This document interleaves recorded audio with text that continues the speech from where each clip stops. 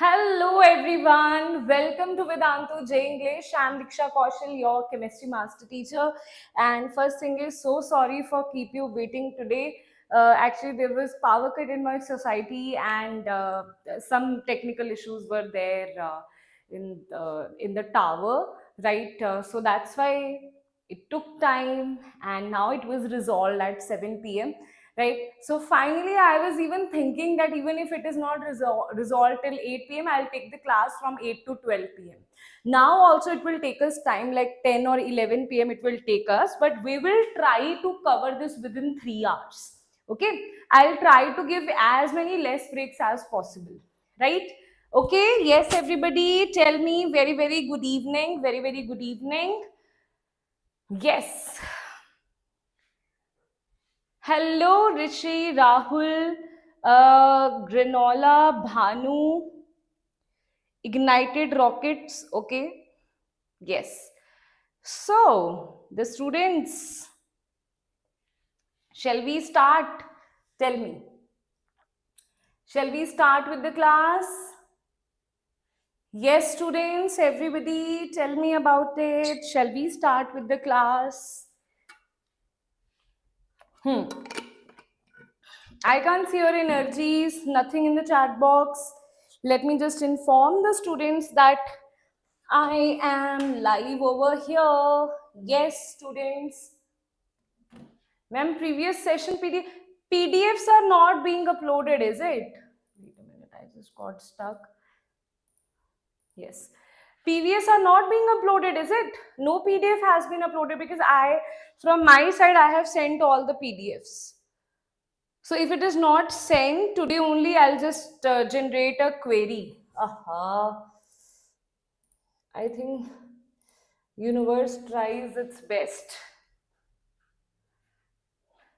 Okay, it will take some time for the OBS to get settled, right? OBS also gets shocked by all these questions. Why you teaching that, Diksha ma'am? Hai.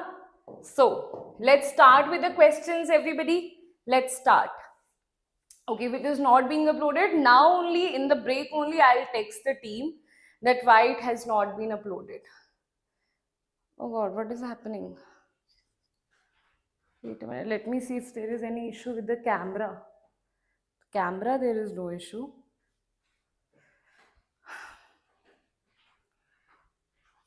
Tomorrow is Saturday, right? So Saturday also team will be there. Okay, no worries. That will be uploaded. Now let's start with the questions without wasting any time, and you can ignore this glitch for now. I don't know what is the issue. I have talked to the team. This only happens when I'm in the class. Otherwise, this doesn't happen. So I don't know what is the issue with this. So I'll again talk to the team that this issue is very persistent, right?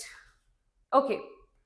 Yeah, I can see. I don't know why it is glitching. Yeah, it's like of a daily thing now.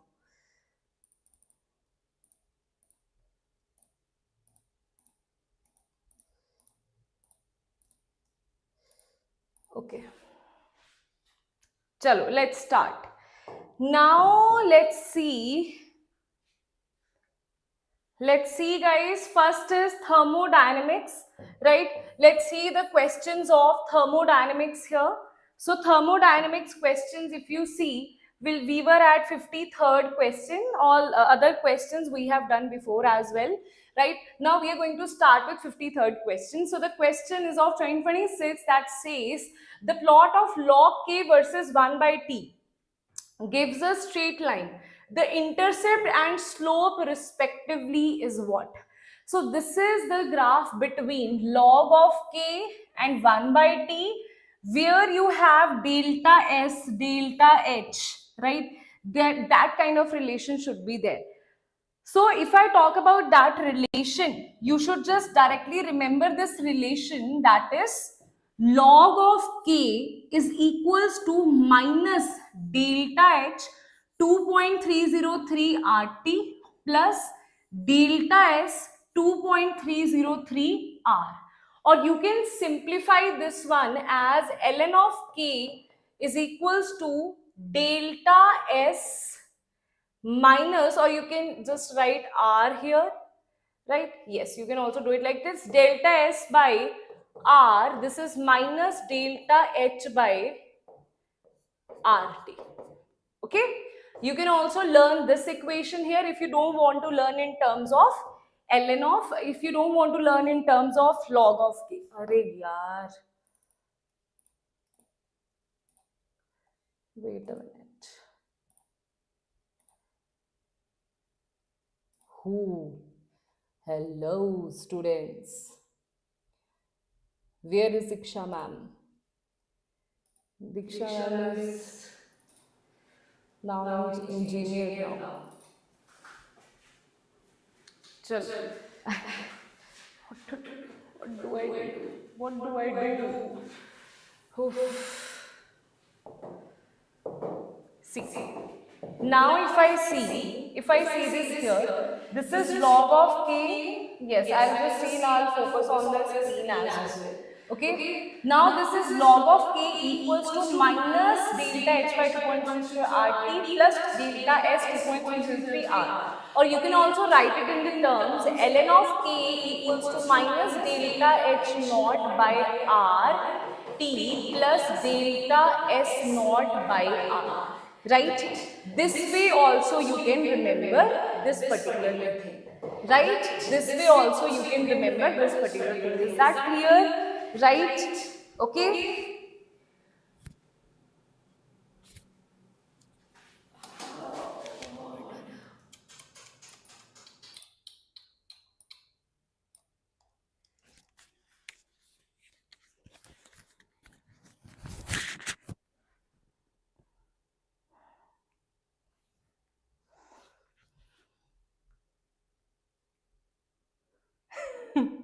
This is like too many Diksha ma'am are speaking.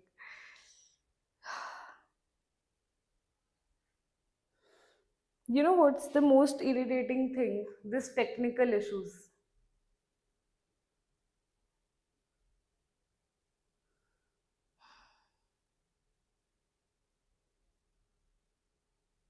Shall we start? Okay? Okay, let's do now. Okay, let's do now. See, first question is this one. What they are asking here is a log of k versus 1 by t.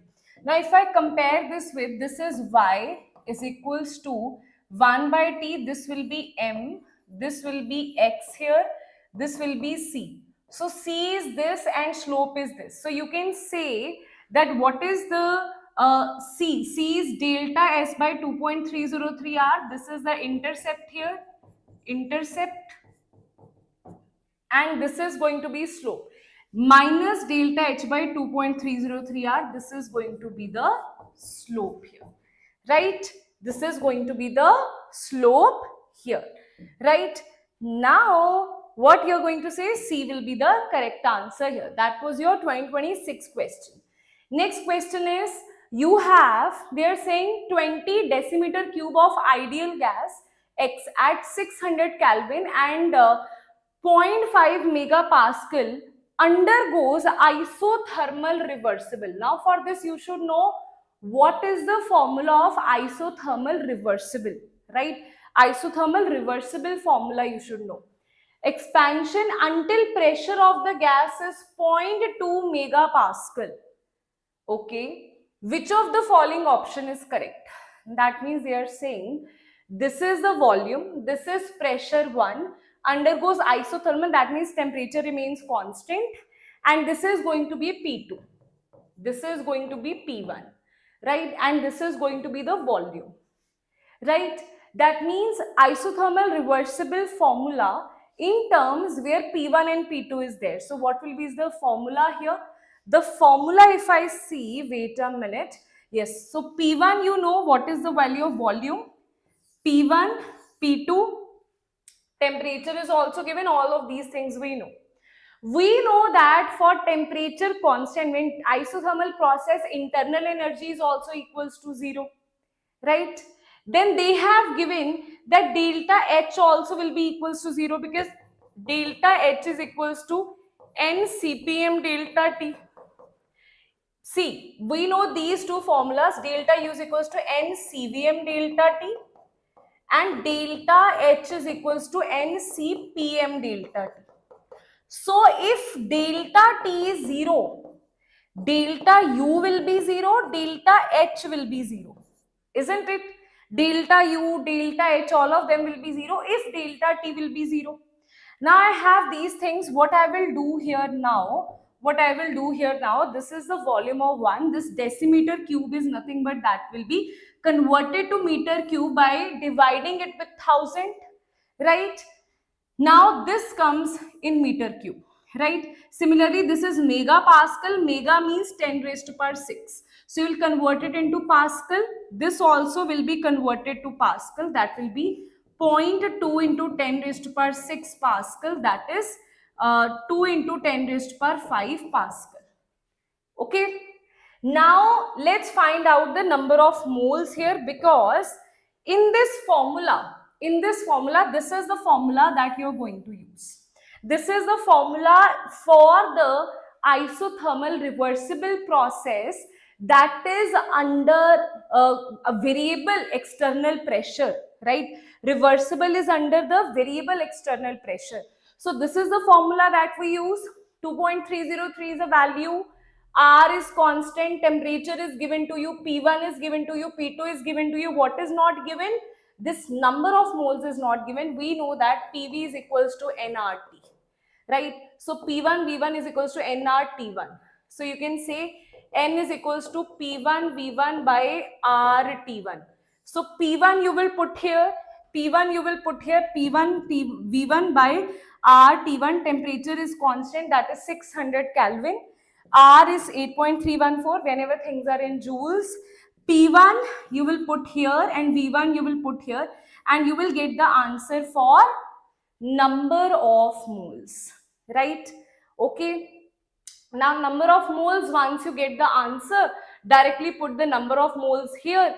P1 by P2, you know, P1 is given to you. You can take it as megapascal also. You can also, if you don't want to do it like this, you can also do it 5 into 10 raised to power 5 Pascal by 2 into 10 raised to power 5 Pascal. It will be same, because eventually they are going to cancel out. These units are going to cancel out each other. So it is going to be 5 by 2, that is 2.5. Now put the value of 2.5 here, solve log 5 by 2, that is log of 5 minus log of 2. Put the value of logs and you will get your answer here. Is that clear, everybody? Is that clear or not? Is that clear or not? Now, once we know the value of work done, we have solved the value of work done. Now, can we see what all the things they are asking you? They are asking you, option is correct. Say delta U and delta H has to be 0. So here delta U is not 0, this option is cancelled. Here both are 0, this can be the option. Here both are 0. Now let's see work done. Work done is given in kilojoules and joules. So let's see, our answer is coming out to be, our answer in kilojoules is coming out to be minus 9.1. Okay, so minus 9.1 is here. In all these cases, it is not correct. So that means A will be the correct answer. You don't even need to calculate the value of W, but still delta U is equals to Q plus W, and we know that delta U is 0, so Q is equals to minus of W. So Q will be equals to 9.1 kilojoules, that is this one. So answer will be A is the correct answer here, right? Okay, everybody, tell me. Clear? Now let's see the next question here. Now in 2026, they have tried to ask so many questions based on work and work formula, right? Work formula, first law of thermodynamics, they have asked those kind of questions, and heat capacity, right? So if you see isothermal process for ideal gas system, they are saying if there is formula for reversible expansion, irreversible compression, and free expansion, what is the formula here? Now in case of reversible, you always use integration, that is why there will be a log here, right? So when I talk about reversible is only in this case, that definitely is going to be 2. So A is going to be 2 here, that means I can see The only answer that I'm left with is this. Wait a minute. Yeah, C is the correct answer here, right? So from just one thing, if you know just one slide detail here, you are easily able to solve this question, right? Let's see the others as well. Free expansion. Now in free expansion, work is zero, internal energy is zero, heat is zero. In free expansion, always this is the case, right? Then you talk about irreversible expansion. Irreversible expansion. Now see this. This is expansion, this is compression. In expansion, final volume will be greater than initial volume. So that means it should be Vf minus Vi. That is absolutely correct. In this case, in the case of compression, volume will decrease here. So final volume will be less than initial volume. So it should be initial minus final. So answer will be these four. So answer is C overall is coming out to be the correct answer here, right? Okay. Yeah, you need to remember the value of log 1 to log 10. Okay, you can't calculate this in the exam, right? You have to remember all these values. Right, everybody?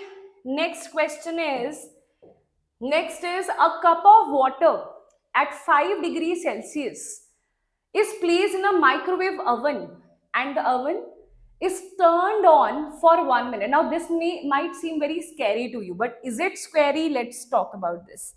Yes, everybody, everyone in the chat box, tell me, what is the answer for this one? Who will tell me the answer for this one? Who will tell me the answer for this one? Yes. A cup of water at 5 degrees Celsius system is placed in a microwave oven. The oven is turned on for 1 minute during which the water begins to boil. Which of the following options is true here? Q is positive, W is negative, delta U is positive. What is the value? Firstly, tell me one thing here. Will temperature increase or decrease here?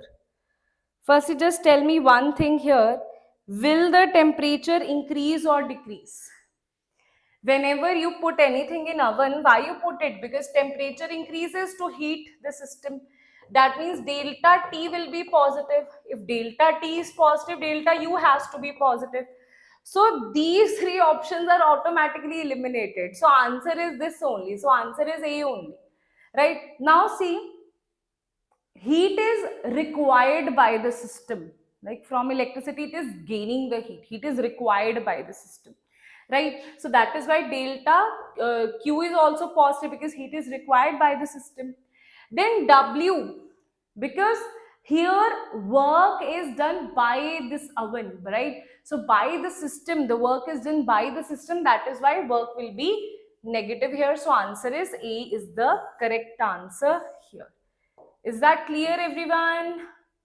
Let's talk about the next question here, that is work done in reversible isothermal expansion. Now this you have to solve it one by one. Okay, ma'am, I have doubt while solving the question. Yes, ask any doubt if you have. There is no issue in that, right? Tell me. Let's see, guys, if you're able to answer this or not. Okay. So here you have work done in reversible isothermal expansion of 2 moles of ideal gas. That is this to this. See, all the formulas are quite easy, right? In A, you have taken number of mole is 2, work is 2 to this. That means this is V1, this is V2. This is reversible.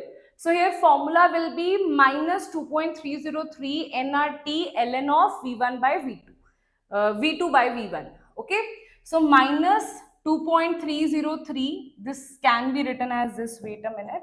Because this is in ln and we will write it in terms of log, right? So this will be written as, in terms of volume, this will be written as work is equals to minus 2.303 nRT log of V2 by V1. That is minus 2.303.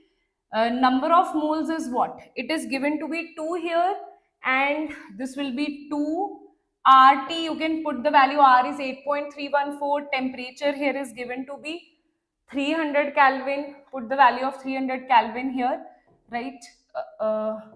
Wait a minute. 300. This will be log of 20 by 2. Okay, and that's how you solve this, and you will get your answer of first one. After that, the next question is given, and if you see, the answer will come out to be 11.5 joules. Now they have asked you the magnitude here in kilojoules here.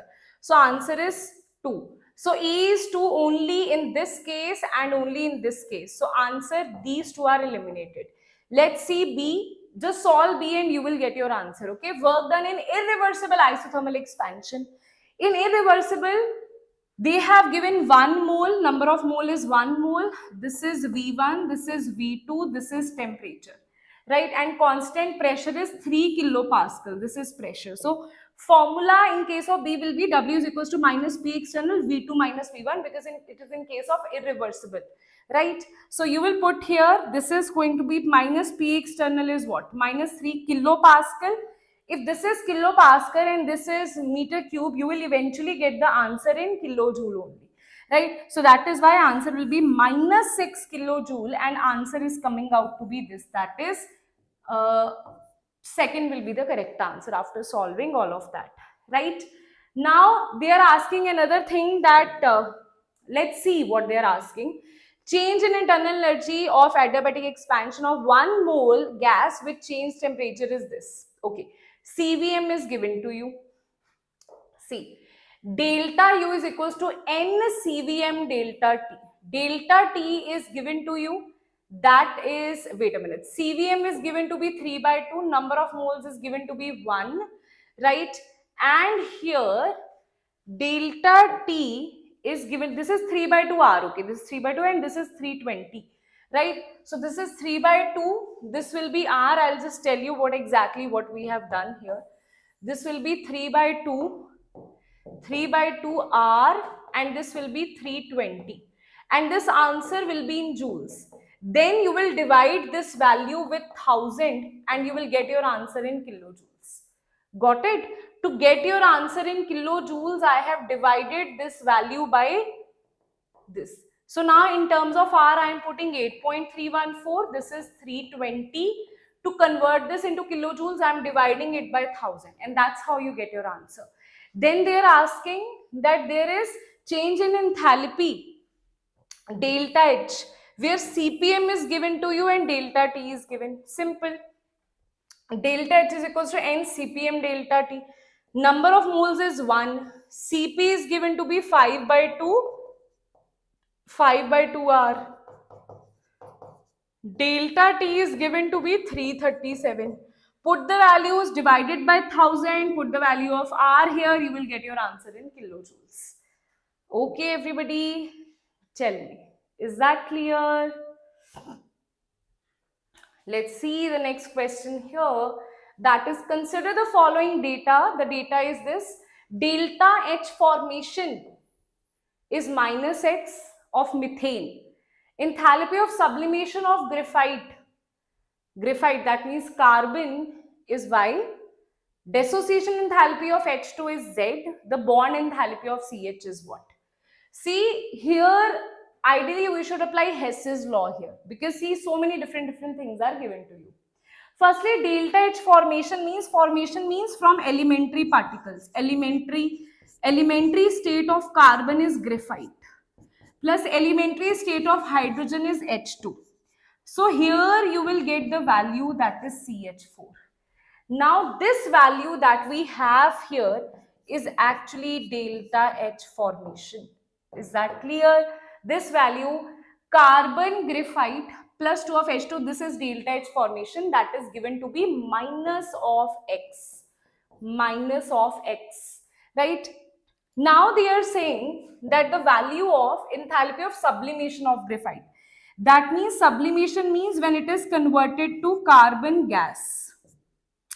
This is delta H sublimation. Right?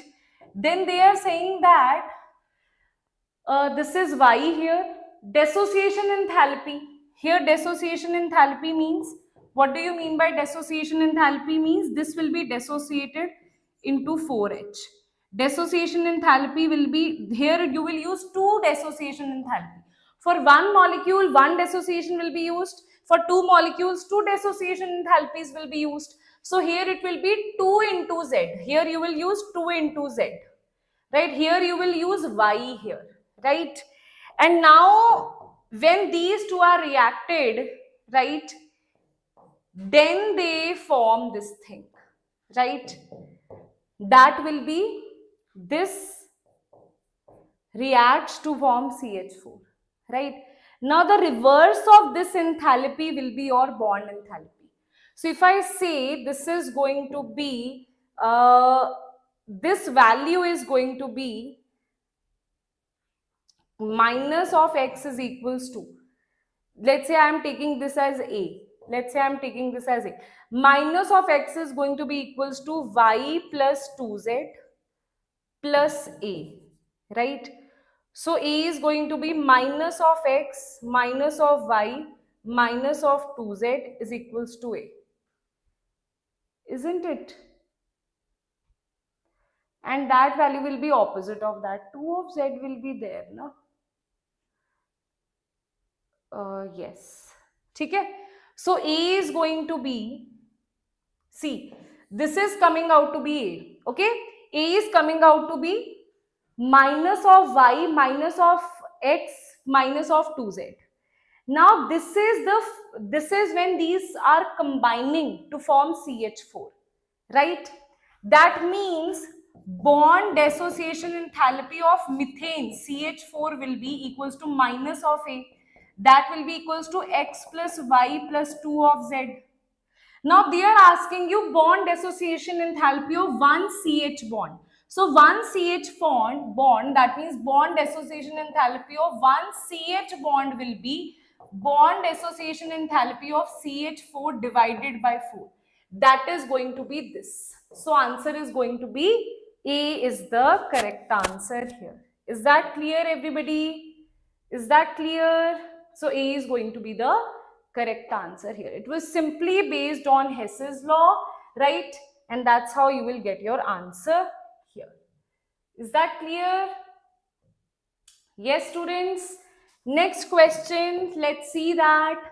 Which of the following graphs between pressure versus volume represent the maximum work done?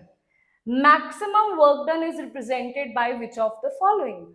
So this is volume and this is pressure, volume and pressure, volume and pressure. Now they are saying maximum work done is created by which of the following? Which of the following graphs between pressure and volume represent maximum work done, right?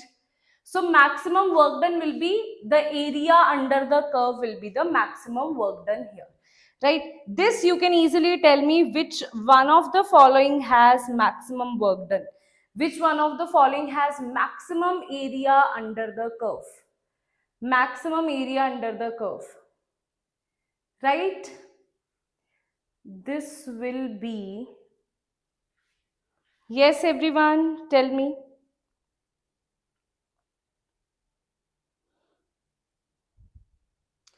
Yes, area under PV curve. So if you see this here, right, here it is enclosed, right? Here it is 2, this is also 2, this is slightly greater than 2, but it is 22.4. Okay, see, it may seem like this one, but this one has 22.4. So that is why this is automatically eliminated, right? Because here it is, the digit is 22.4, here it is 44.4, 44.4, 44.4. So it may seem like accidentally you can pick up this one, but this is not the correct answer. Now if I see this here, that is enclosed under the loop, that means this area. That is enclosed under the loop, that means this area. Now I can see here you have maximum area here, right? So answer is going to be 4 is the correct answer here, right? Okay, 4 is the correct answer. Let's see if other things are correct here too. This is 44, this is 44, this is also 44, right? But maximum, because it is not enclosed in this loop. Here it is enclosed in this loop, here it is enclosed in this particular cyclic, right? But here that is not the situation. Okay, here it is only going like this. So that will be the area under the curve. That will be the maximum area here, right? Okay, next question. Let's see that if the enthalpy of sublimation of lithium is this, sublimation is this, enthalpy of dissociation of F2 is this. Again, I feel like this is a question of Hess's law. If the enthalpy of sublimation of lithium means solid to gas, right? This is given to you. Enthalpy of dissociation of F2, the dissociation of F2 is also given to you. That means it is converted to 2F. Ionization enthalpy of lithium. Ionization enthalpy means to convert it into lithium positive, right? Then electron gain enthalpy of this. That means to convert it into F negative, right? The standard enthalpy of formation of LiF, right? Now, when I am saying that I need only one fluorine I need, that means if I see here enthalpy of sublimation is 155, okay? Then enthalpy of dissociation will be 150 divided by 2 because I am talking about only one fluorine. Now, when I do 2F to F, from F2 to 2F will be formed here. That will be 150. But if I want to take out only one fluorine, that will be 150 divided by 2. Okay. Now they are saying that ionization enthalpy is 520, right? And here electron gain enthalpy is minus 313, right? Then standard enthalpy of formation of LiF. Enthalpy of formation of LiF is from its elemental particles, and here it is going to be minus 594, and that is going, and they are asking you the magnitude of lattice enthalpy. Lattice enthalpy is when two elements in their gaseous ionic state, these are the gaseous ionic state, they are combined to form 1 mole of compound. See, what is for enthalpy of formation? That is when you have when you form 1 mole of the compound from its elemental state, that is this. This is the elemental state of lithium, this is the elemental state of fluorine. But lattice enthalpy is when you form 1 mole of ionic compound from its gaseous ion. So this is gaseous ion, this is gaseous ions. Okay, got it? And that's why you will just apply Hess's law here. Let's say this is X. So you will say 155 plus 150 by 2, right? Plus 520 minus 313 plus X equals to minus 594, and you will solve the value of X here and you will get your answer here. Is that clear? Is that clear? Is that clear?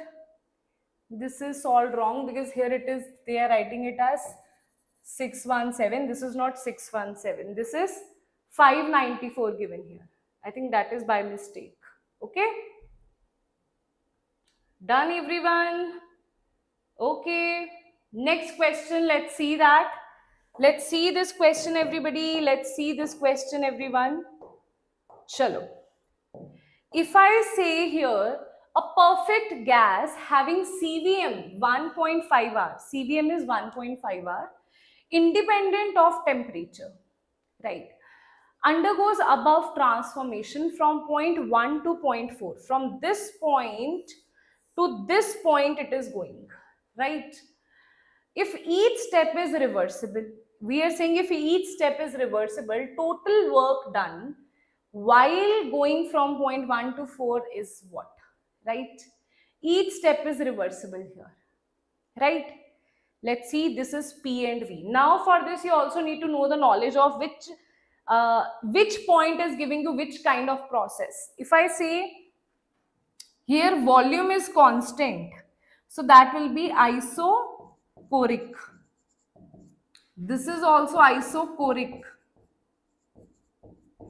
When volume is constant, work done is zero only, right? Volume is constant, delta. See, if delta V is 0 for isochoric process, if delta V is 0, then W is also going to be 0 because W is equals to minus P delta V. So W also is going to be 0 here, right? What about this process? In this case, this is a process isobaric. So you will apply this formula, that is W is equals to minus P delta V. Volume here is 2000 to 1000 and pressure here is 3. Okay, so you will solve it, that will be your total answer here.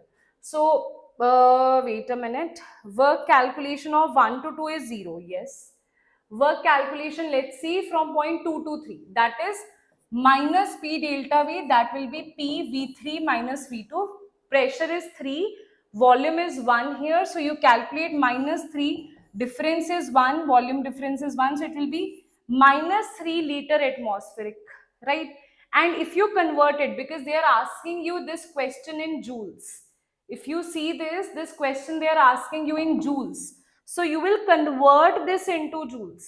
Okay, you will convert this into joules by multiplying it 101, also you can multiply, this will be 303 approximately, and that will be your answer, that is 303, or you can say 304, right? So I'll be just deleting all of this, there is no use of this much, oh yeah. Okay, so I'll just write it here only, it's not that of a big question, right? So minus 3 is this, and this will be 3 minus 2, because here it is given to be 3 and this is 2, so 3 minus 2, minus 3 joule, minus 3 liter atmospheric, that is minus 303 joules, right?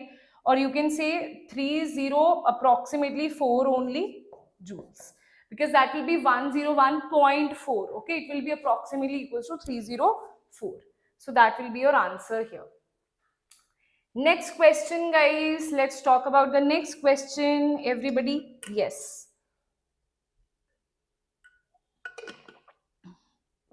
Yeah, definitely NEET students can watch this video. It's very useful for you as well, because you need to solve all these questions, okay, eventually.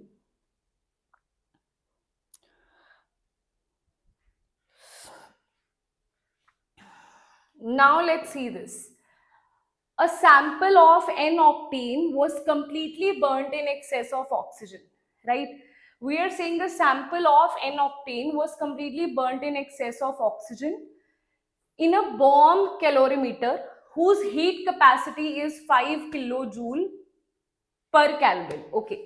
As a result of combustion reaction, the temperature of calorimeter is increased by 5. The magnitude of heat of combustion of octane is what?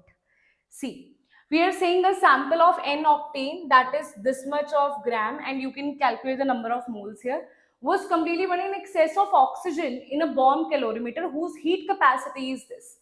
Heat capacity is given to you. Okay, number of moles you can calculate. Temperature is increased by, that means delta T is also given to you, heat is also given. Magnitude of heat of combustion of octane at constant volume.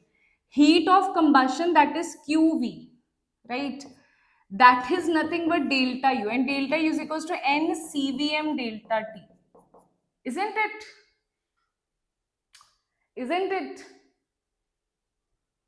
Tell me. So you need to find this value of delta U. Number of moles you can calculate from the gram. Okay, from here you can calculate the number of moles. Delta T is given, this you can calculate, but here they have given you in excess of bomb calorimeter whose heat capacity is this.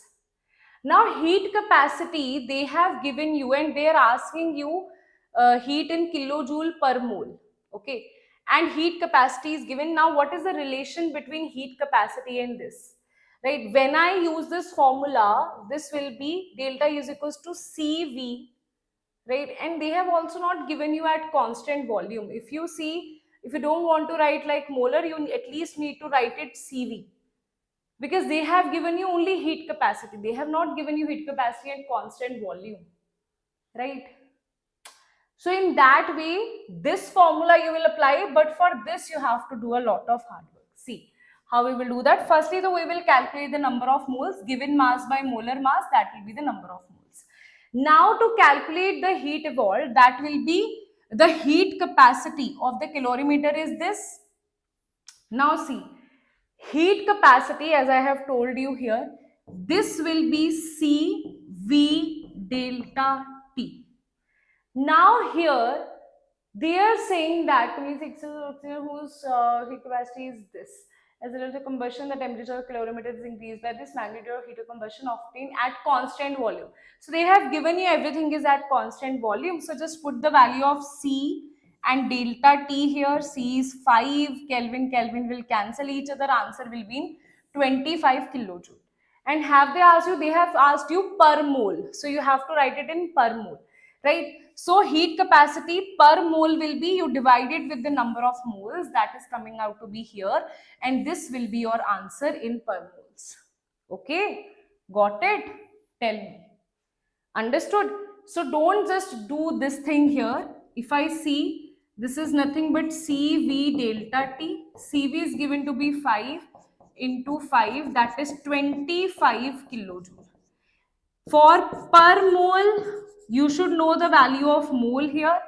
Number of moles of octane you will calculate by molar mass, given mass by molar mass, that is 0.01 after calculation, right? So this will be 25 by 0.01, that is 2500 kilojoule per mole.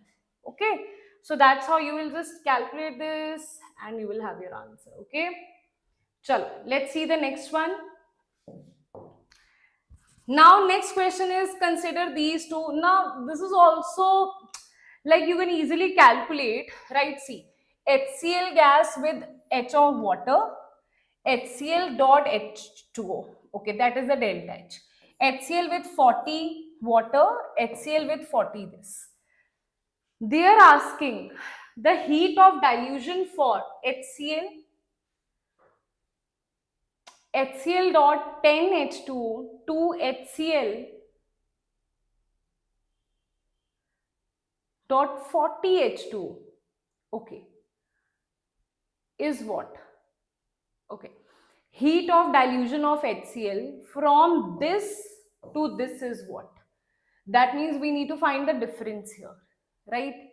Then dilution of gas in water is endothermic. The heat of solution depends upon the amount of solvent. The heat of formation of HCl represented by both A and B. Okay, let's see this. Firstly, let's calculate the heat of dilution here. So once you see what you will do, heat delta H is negative, so it means dilution of gas HCl is exothermic in nature, and what they have given you here, dilution of gas in water is endothermic in nature. So this process is automatically wrong, because here it is negative and negative, then how it can be positive, right? Next term is that you have HCl dot 10 of water, and this is also HCl dot 10 of water. Okay, this is what you have. Here delta H is given for this reaction, delta H is given. Now to find the heat of dilution, I need to subtract these two things. So equation 2 minus equation 1. HCl will be subtracted. This will give rise to 30 water. So you will have 30 water here, and this will give rise to, this minus this will give rise to HCl dot 30 water. Okay. So once you solve this, you can just solve it as, you can just directly write it as 30 water. This will be HCl dot, that means you can write it as 30 water, HCl dot 30 water. Okay? But obviously water cannot be subtracted by taking it common, so it will be, this will be 30 water. If this is here, it is 2 minus 1, this will be minus, this will be minus, this will be minus. So here it will be, it will come out to be, I'll just write this here, wait a minute. The equation will come out to be, see, this is 40 minus 30, 30 water. This is minus, so it will come here, that will be HCl dot 10 of water. This is positive only, so HCl dot 40 of water. And here, what is the heat of dilution here that is coming out to be? This will be delta H is going to be, or you can just simply say heat of dilution.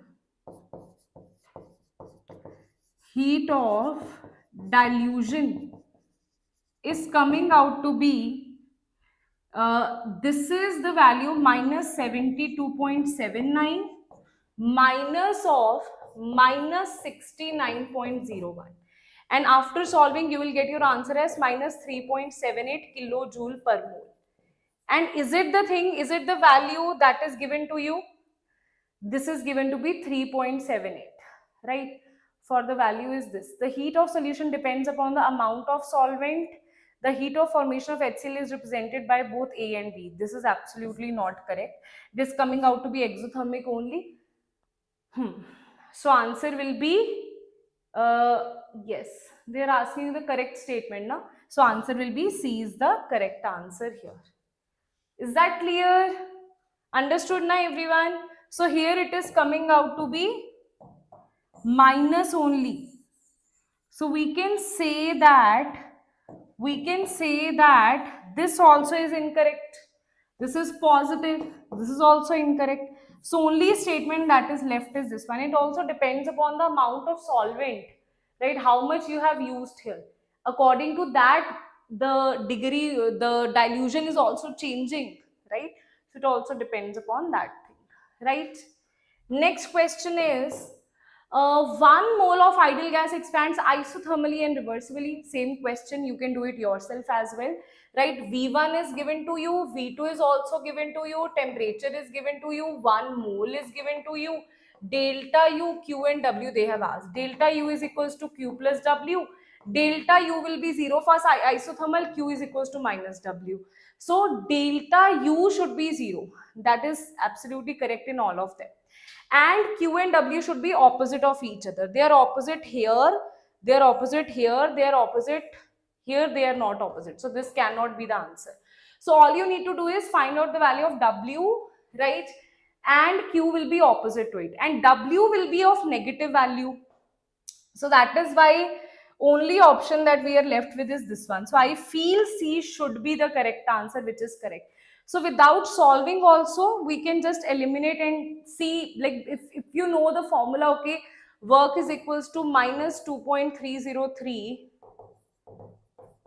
nRT log of V2 by V1.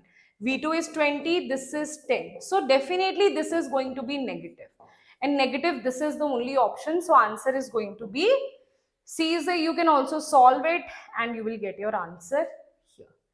Right, everybody? Tell me. Clear?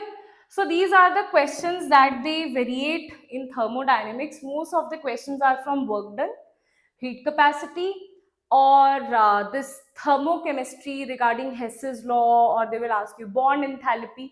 These kind of questions they ask you from thermodynamics. Okay, right?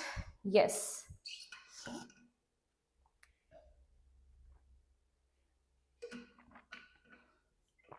Oh, Dildar, actually there was some power cut in the society, so even I had no idea when I'll be able to take the class. Actually, some construction work is going on. So that's why I'll be taking your classes in the evening, right? Because in the morning, there is some issue with the power that is happening, right? It's been 2-3 days I'm observing that, and today it extended to a next level, right? Okay. Yes, everyone. Shall we start with solutions chapter now? Shall we start with solution chapter now? Okay, let's start with solutions chapter. Okay, this is going to be very much easy for you, right? Because now the chapters are quite easy, they are formula based only. Class 11th, when there is no formula and all, that becomes tough, and that is also time consuming to explain, but these formulas are what to explain in this. I've already taken the theory and conceptual video, right? Okay, so let's start with the first question here. That is, they are saying consider the following aqueous solutions, and they are saying the correct increasing order of boiling point of these solutions will be what? So boiling point of these solutions they are saying. You have this much gram of glucose in this much volume, this gram in this gram in this. Okay. Now in this case, see one thing, that delta TB is equals to, right, whenever I talk about solution, is equals to I into molality into Kb, right? Firstly, Kb will be different, but because these are all the aqueous solutions, so Kb is constant here. Kb is for water, Kb will be constant here. Kb will be constant. I will be different and molality will be different here. And they are asking you boiling point of these solutions. Now delta TB is nothing but TB naught, TB minus TB naught, larger minus smaller value. So if I want to have the highest value of this, see, for water the boiling point is 100 only, that is fixed. So if I am talking about, if I am comparing, if I want to have the value of this one, I am focusing on the value of TB, that is directly proportional to this or not. These two things are constant. See, this one is also a constant. These two things are constant. Now we have to see this thing, whether TB is directly proportional to Im or inversely proportional. So if this is increased, this value is increased, then delta TB will be increased, right? If Im is, the multiplication of I and M is increased, this delta TB will be increased.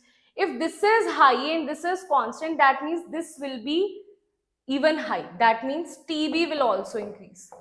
Because if TB is increasing, only then delta TB will increase. Na? So they are directly proportional to each other, right? So now I can say that they are directly proportional. That means all I need to find out is the value. See, here I will be equals to 1. Here I will be equals to CaCl2, I will be equals to 3. Here I will be equals to 1, and here I will be equals to aluminium sulfate. Al2SO3 twice. That will be, I will be equals to 5. SO3, SO4 sulfate, na SO4 thrice.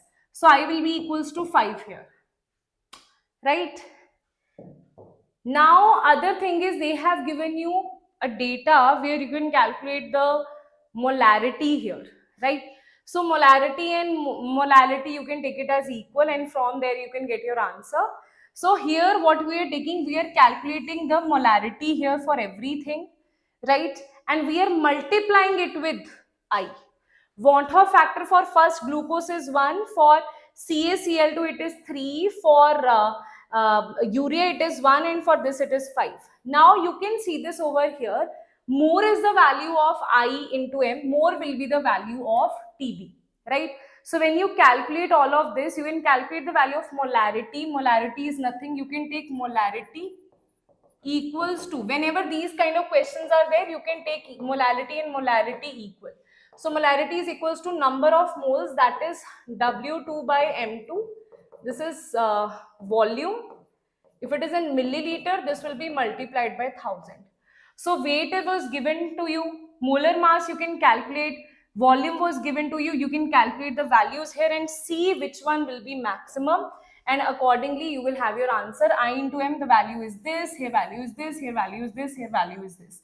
So you can see the maximum value as predicted was for aluminium only, right? Because it has 5, and still you need to verify it, okay? Still you need to calculate everything, because sometimes this value is so small that even after multiplying with 5, it will not work, right? So here it is coming out to be order of delta TB will be, that means the order of Im will be, Im will be the order of delta TB, it will be the order of TB, that I have told you before, and hence order is coming out to be this. So answer will be, you can see this very well here, that D is the correct answer here, right? Okay everybody, let's see. Ma'am, for non-volatile solute I should be 1. No, you should, for non-electrolyte it is 1. Non-volatile solute is not 1. Non-volatile solute can be 1, more than 1, less than 1. Because if in colligative property we use non-volatile solute only. Non-electrolyte like Urea, glucose, sucrose, that is 1. Okay. Now consider, now next question is, at 298 Kelvin, the mole percentage of N2 in air is 80%. Water in equilibrium with air at the pressure of 10 atmosphere. So they are saying at 298 Kelvin, the mole percentage of N2 in air is 80%. Okay. Water is in equilibrium with air at a pressure of 10 atmospheric. What is the mole fraction of N2 in water? Mole fraction is equal to what? So you can apply here KH for N2 is given to be this. So apply Henry's law here and you will get your answer simply. We know that pressure of N2 is equals to KH into mole fraction of N2. Pressure of N2 is given to you here. That is pressure of N2 is here. Water is at equilibrium with air at a pressure of 10 atmospheric. Okay. And mole percentage of N2 in air is 80%. That means it is 80% of this thing. So we can say pressure of N2 is nothing but 80% of 10. Right?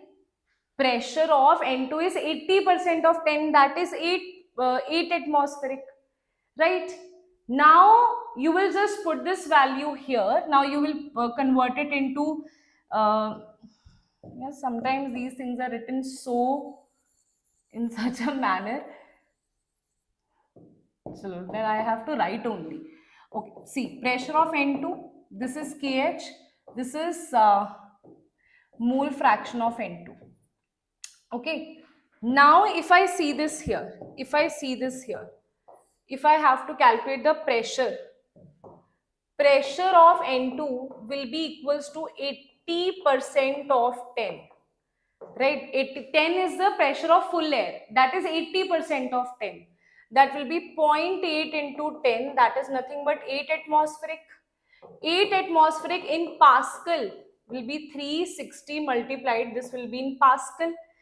Now, because why we have converted this into Pascal, because they have given this as kh for this is, sorry, not Pascal, I am writing it as Pascal, this is given to be mm of Hg. So I will convert it into mm of Hg only, mm of Hg. Okay, I will convert it into mm of Hg because N2, the kh value is given in that format. So I will have to take the same units here, right?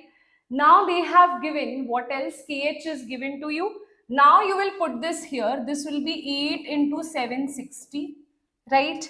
And here it is going to be, 6.5.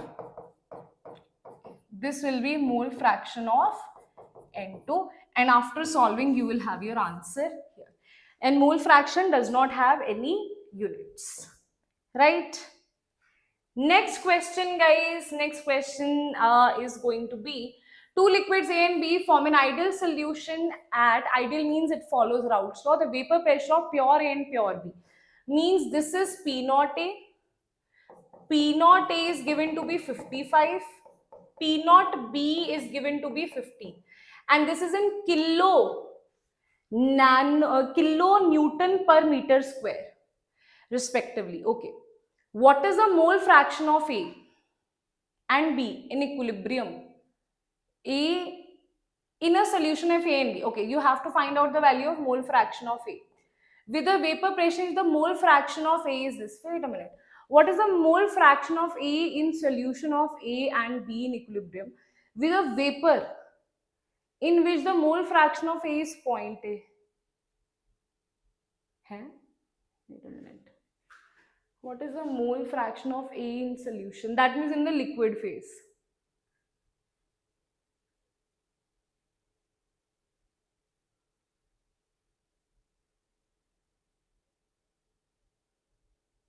P naught A mole fraction of A is given to you, then what they are asking you here?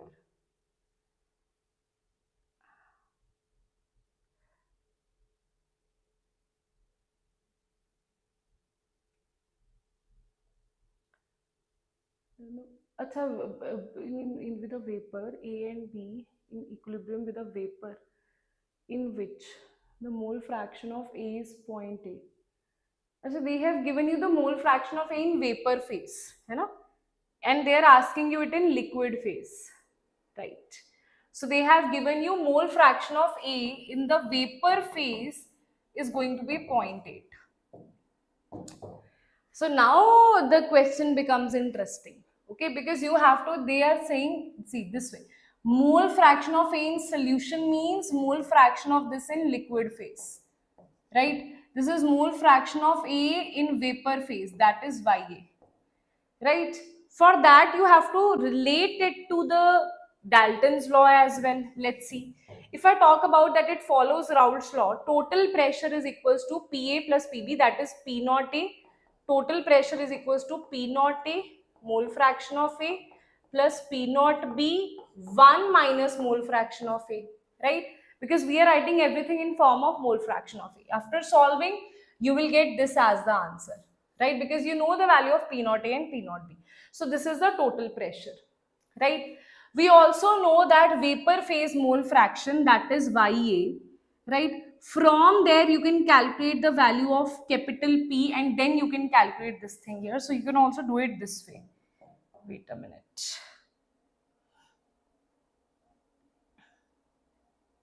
Instead of solving it this way, you can also solve it this way. Wait a minute. Let us see. If you solve it this way, that from Dalton's law, we know that partial pressure of A is equals to Y of A into P of T. P of T is coming out to be this. Here we can see P of T is coming out to be 40 of mole fraction of A plus 15. Okay. Now from here, we can see the value of Y of A. Y of A is given to you, na? Total pressure is also given to you.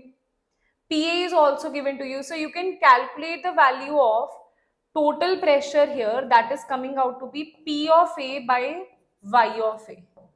P of A is given to be what? P of A is given to be, P of A is also P naught into mole fraction of A. No.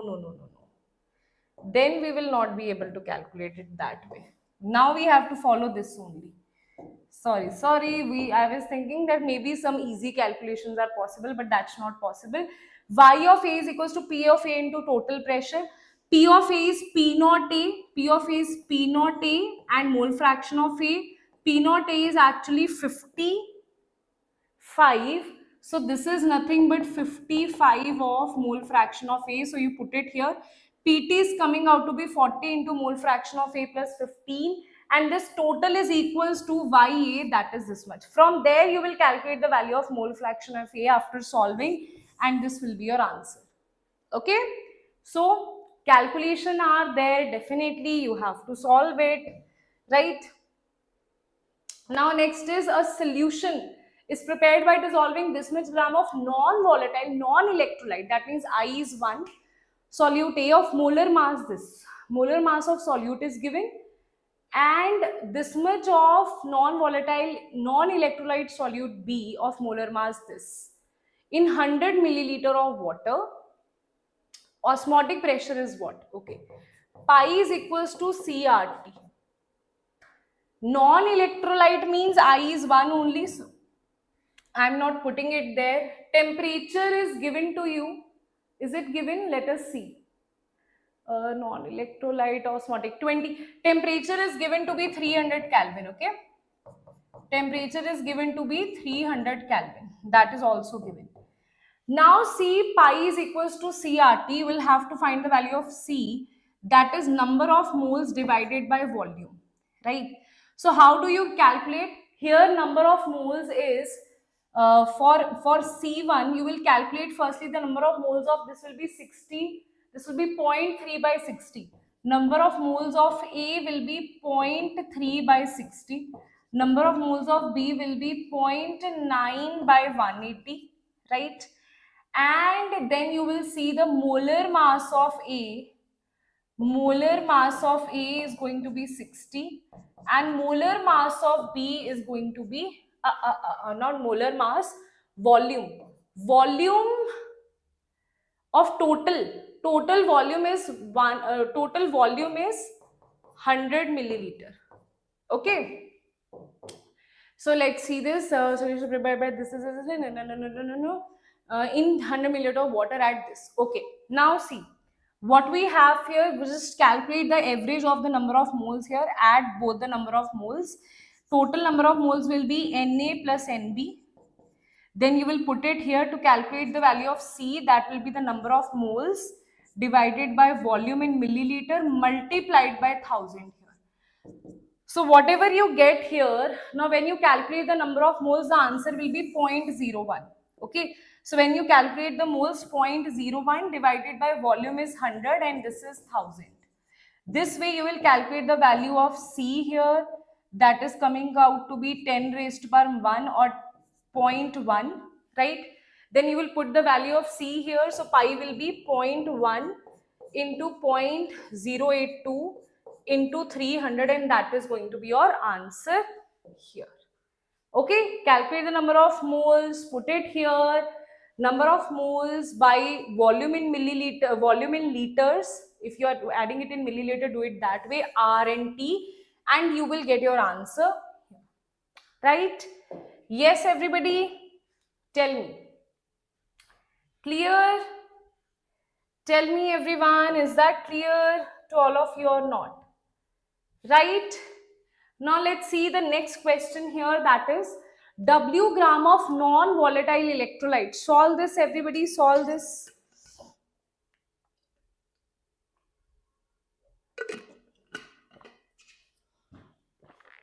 W gram of non-volatile electrolyte, solid solute of molar mass M.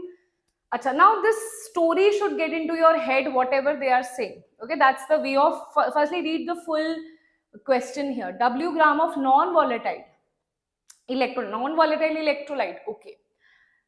Solid solute of molar mass M, okay. When dissolved in 100 milliliter of water, decreases the vapor pressure of water from this to this. That means initially the vapor pressure was P naught is this, and here vapor pressure is lowering in vapor pressure, na? So this is PS. That means pressure of solution. If the aqueous solution of electrolyte boils at 375, okay. Kb for water is this. Mole fraction of electrolyte in the solution will be what? See. First thing is they are saying that it is an electrolyte. That means there is some value of I here. We don't know what is the value. There is some Van 't Hoff factor. So lowering of vapor pressure will be P naught minus PS divided by P naught is equals to I into mole fraction of 2. Now, if I see this here, mole fraction of 2 will be 1 by I here. So, I know the value of P naught, I know the value of PS. I don't know the value of I. But for I, they have given me some information here. That information is that if the aqueous solution boils at this, now usually the boiling point is 100 degree. 100 degrees, 373, right? Usually it is 373. Here it is 375. So 375 minus 373 is delta TB. Okay. That means delta TB is going to be 2 Kelvin. And delta TB is equals to I into molality into Kb. Molality is given. Molality is not given, but few things are given to you here. Molality is solute weight by molar mass of solute, and what is the wait a minute, what is the weight of the solution? Achha, they have given you the volume of water, right? So if volume of water is 100 milliliter and density of water is this, see, so many things are there. Okay? So if density is equals to mass by volume, so if I have to find the mass of water, that will be density into volume. Density is 1 gram per milliliter. Volume is what? 100 milliliter. So milliliter will cancel. This is 100 milliliter. milliliter will cancel and this will give you 100 grams. Okay, so here answer is going to be 100 grams. Here answer is going to be 100 grams. So that means 100 grams when I put here, in grams this will be multiplied by 1000 into kb, right? Delta TB. Now delta TB is 2. Want Hoff factor is I. This will be W by M. This will be 10 into kb. Okay? That will be 5 here. W and nothing else is given to you. Okay? So we'll calculate the value of I here. I will be 2 into M. So what is firstly P naught? P naught is 640 minus 600 is 40, divided by P naught is 640, and what is the value of I here? What is the value of I, guys? I is equals to 2 into M by divided by 2 into M divided by W 10 kb. 2 into M divided by W.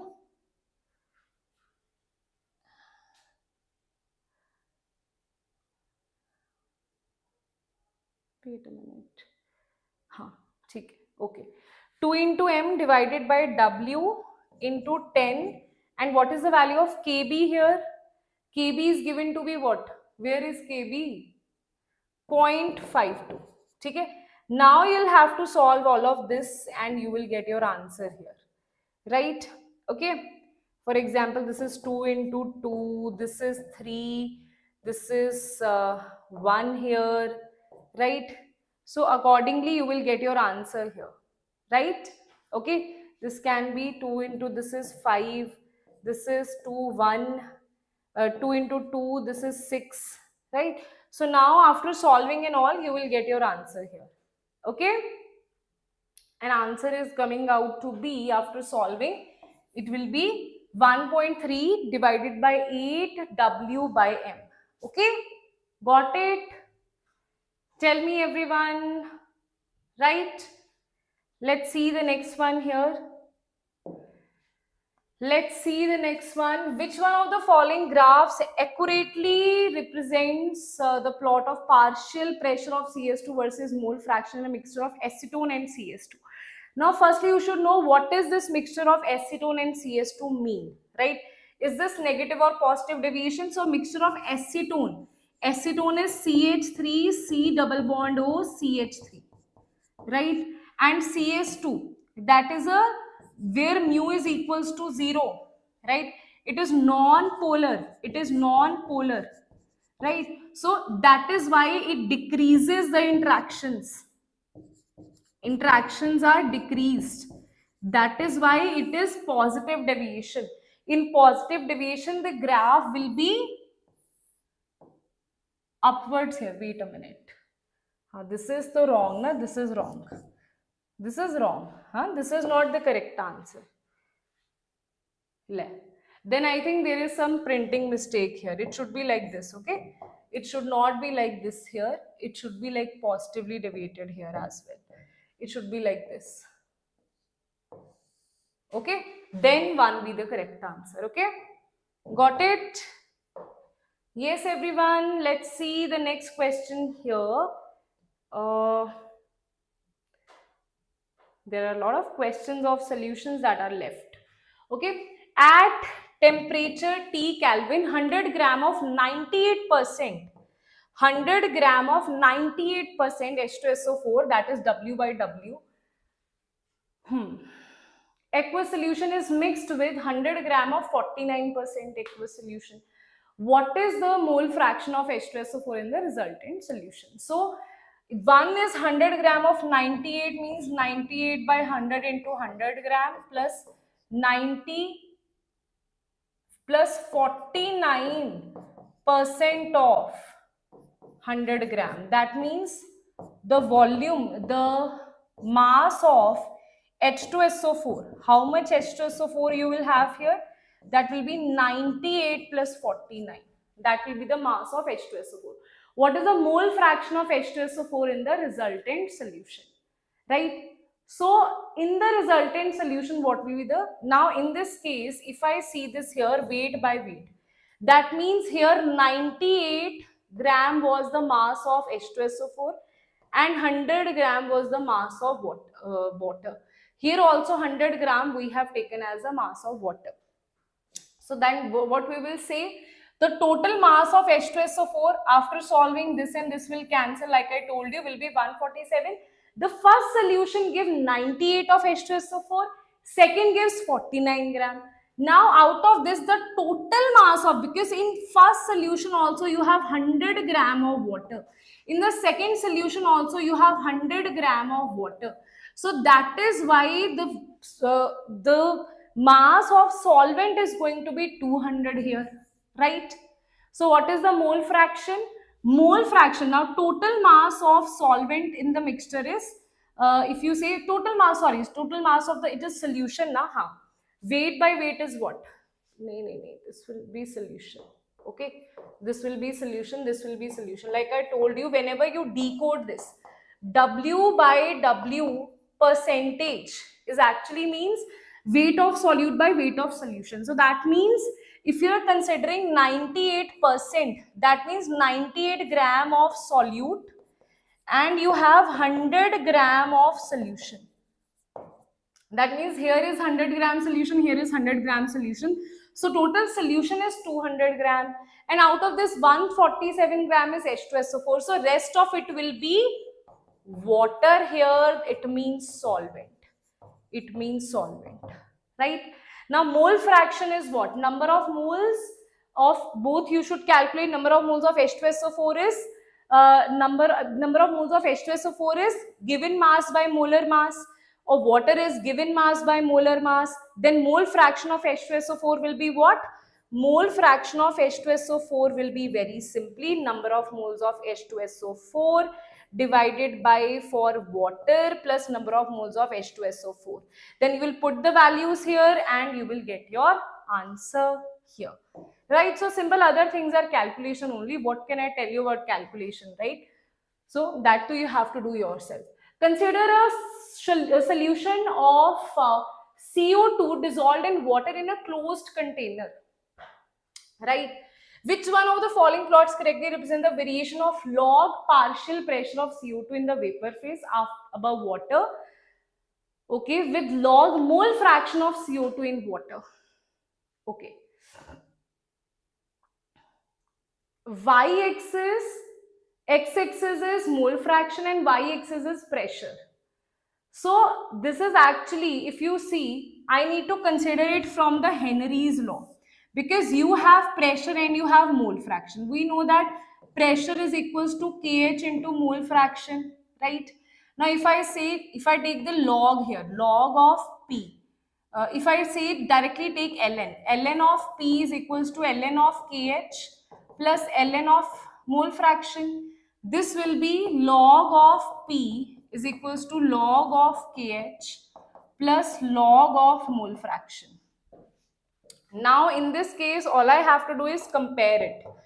This they have given y and this they have given you x, mx plus c. So intercept is log of KOH, that is why it is starting from here, and mole fraction is, slope is coming out to be 1. That will be the positive slope. That means the slope is positive here.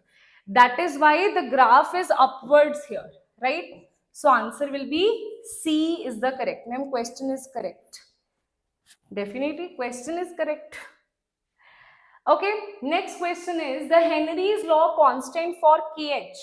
Now we are saying for KH is constant. The Henry's law constant, KH is constant with respect to variations in solution concentration over a range for which solution is ideally dilute. KH does not differ for same solute in different solvent. That is not correct. Okay, so answer is going to be B is the correct answer. Statement 1 is correct. Statement 2 is false here. Very simple, right? Okay. Next question is element P and Q. You have two elements P and Q. Two types of non-volatile Two elements are there, P and Q, right? Form two types of non-volatile, non-ionizable compounds, PQ and PQ2. So PQ it founds and it founds PQ2. When 1 gram of PQ dissolved in 50 gram of a solvent A, TB is this, okay? They are saying two different cases are there. Okay, two different cases are there. Let's talk about it. What are these two different cases? Okay.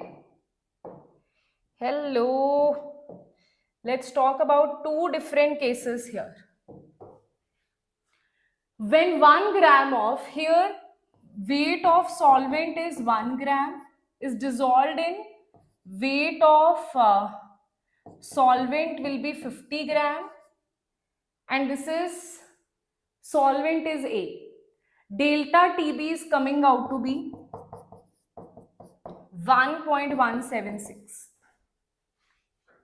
While when 1 gram of this of PQ2 is dissolved in this, delta TB is different, 0.689. The molar mass of elements P and Q, okay, the molar mass of elements P and Q is what? Let's see.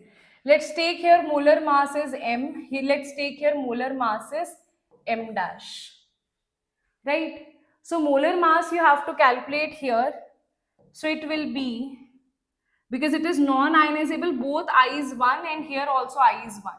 So you can say delta TB is equals to molality is what? Delta TB is equals to molality. Molality is W2 by M2. Here M is 1. Right? Delta TB here is 1.176.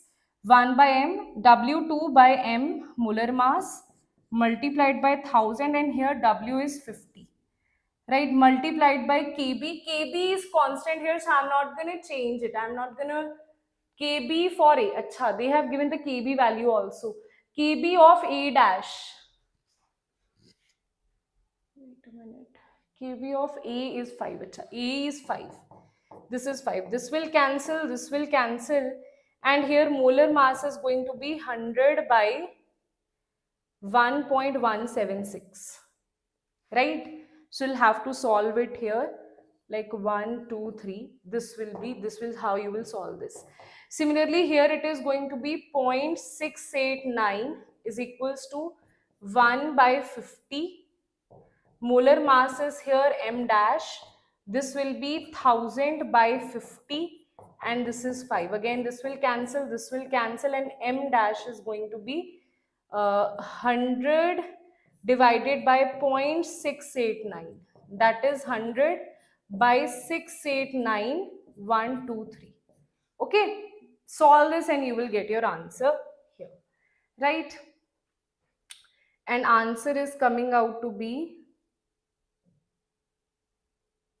wait a minute. Molar mass of this also you can calculate this way as well. You can calculate the mass of this as this way also you can calculate. Okay, here calculation will be little like you have to multiply this with this. Otherwise, they are asking you molar masses of P and Q. They are not asking you the molar mass of this full-fledged. So this M is actually, if I take molar mass of P as X, if I take molar mass of Q as Y. So this thing is actually X plus Y is this thing. This thing is actually X plus 2 of Y is this thing. If I say X plus Y is coming out to be, if I take the molar mass of this as, molar mass of PQ is coming out to be, let's say 85. So this value, I'll just solve it here only. Molar mass of this I am taking as X plus Y. So X plus Y is coming out to be 85. I can say this here. Molar mass of PQ2 is coming out to be 145 after solving, and I can say X plus 2Y is coming out to be 145. Now you have to solve the value where Y will be this and X will be this. After, like, you have two equation, two variables, solve it and you will get your answer. Okay, because they are not asking you the molar mass of PQ and Q2, they're asking P and Q, right? Okay, got it. Let's see next question here, that is two liquids A and B form an ideal solution. Two liquids form ideal solution.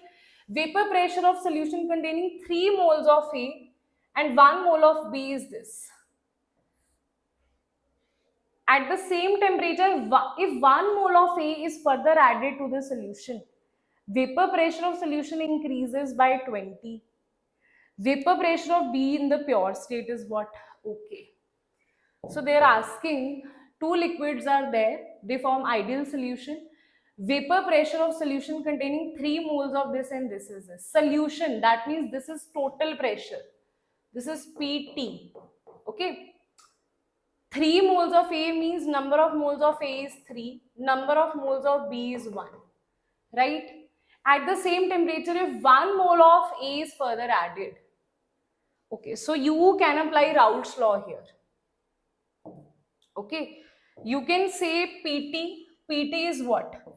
PT is equals to P naught A mole fraction of A plus P naught B mole fraction of B. Right? Now P total is what? 500. P total is 500. P naught A is not given to you. Vapor pressure of solution increases by this. This is not given to you. P naught A is nowhere given to you, right? So P naught A, mole fraction of this. See, mole fraction of A will be here. Total moles is 4. So this will be 3 by 4. And here it is going to be P naught B. This is going to be 1 by 4. This is the first equation that you will have. Now we are saying that we are adding 1 mole of A further. Now this equation will become, now because the temperature, the pressure is increased by 520, that means it will become 520, 500 to 520. Now this is P naught A, mole fraction is, this is 1 and this is becoming 4. Now the total moles of A is becoming 4 and moles of B is 1. So it will be mole fraction of A will be 4 by 5 and this will be P naught B. And here mole fraction of this will be, this is P naught B and here mole fraction will be 1 by 5. Isn't it? That is the second equation. Now you have two equations, you have two variables. Now what you have to do, solve the value of P naught A, P naught B and they have asked you P naught B here, right? Okay. Now so you can do it yourself, you will see all of this. They have solved firstly this equation here, then they have solved this equation here, right? Then they have solved both the equation, you will get the value of P naught A and P naught B after solving this equation here. Is that clear to all of you or not? Right, everybody? Is that clear? Done. Let's do one more question of solution and then I'll give you, ma'am, 200 is coming. Yeah, you can, calculation is your part. I'm just telling you that what kind of questions they can ask you, right? Now let's see this question where they are asking, the osmotic pressure of living cell is 12 atmospheric at 300 Kelvin. Okay, there is a living cell. It's yeah. After this, I'll give you break, right? Because I want to complete it before, like, this is 9 p.m. already. We'll have to complete it like by 10:30 or so. So I'll give you only 10 minutes break. Okay, right? Chalo, let's see. The osmotic pressure of living cell is 12 atmospheric at this. Pi is going to be 12. The strength of sodium chloride solution, that is isotonic with living cell. That means for NaCl also, it is 12 only because it is isotonic. At this temperature is given to be 300 Kelvin. R we know 0.08. Okay. Strength of sodium chloride. See, osmotic, the strength of sodium chloride that is isotonic with this at this temperature R is given. Assume complete dissociation. If complete dissociation is there, that means I will be equals to number of moles dissociated, that is 2. When 100% dissociation is there, I will be equals to the number of moles dissociated. NaCl will be dissociated to Na positive and Cl negative, that is 2. So everything is given, it is simple only. So what you have, pi is equals to ICRT. Calculate C is equals to pi divided by IRT, right, is equals to pi by IRT, right? Now if you see this here, this will be equals to, you will calculate the value of C is equals to pi is 12, and here I is 2, right? R is 0.08. You can also take it as 1 by 12, okay? You can also put it as 1 by 12. This can also be taken as 1 by 12, okay? 1 by 12. Temperature is 300, right? Now when you solve this, you will get the value of molarity here. And what is the difference in molarity and strength? You just have to divide it by molar mass, that will give you the strength. So once you know all of this all you don't have to write it, right? Just see this part, pi is equals to IRT, you solve this, you get the value of C. Now once you have the value of C, that is 0.25, I am just writing it here, that is 0.25. C is coming out to be 0.25. This is mole per liter, that is the molarity here.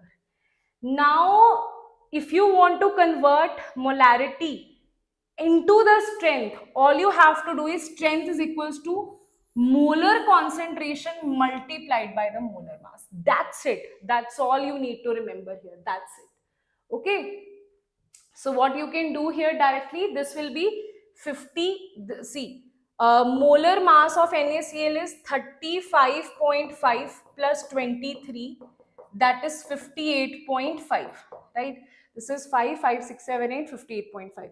So strength is equals to, strength will be gram per liter, okay? So that is going to be 0.25 multiplied by 58.5, and that is going to be the answer, and after solving answer will be 50. Because I am not taking this here, this is just for calculation only I took this, because that way it is written like as if it's a very lengthy question, but in reality it's not a lengthy question, okay? So you calculate this directly, concentration and strength is equals to, just remember strength is equals to molarity into molar mass. Molarity into molar mass, or you can say, just say strength is equals to molarity into molar mass. Okay, just remember this. That's it. Right, everybody? Tell me. Is that clear? Is that clear? Is that done? Chalo. Now I will give you break of 10 minutes, and after that we'll finish with, now how many questions we have done? 76. So we are left with 25 questions now, right? It took us 90 minutes to complete this part, and you can say 90 minutes more it will take us, right? Okay. Yes. Now I'm giving you break for 10 minutes or 15 minutes. Tell me. Tell me. Done? Chalo. Now I'll just give you break here. Yes, everybody, okay? So I'll see you all after the break. How much time you need? How much time?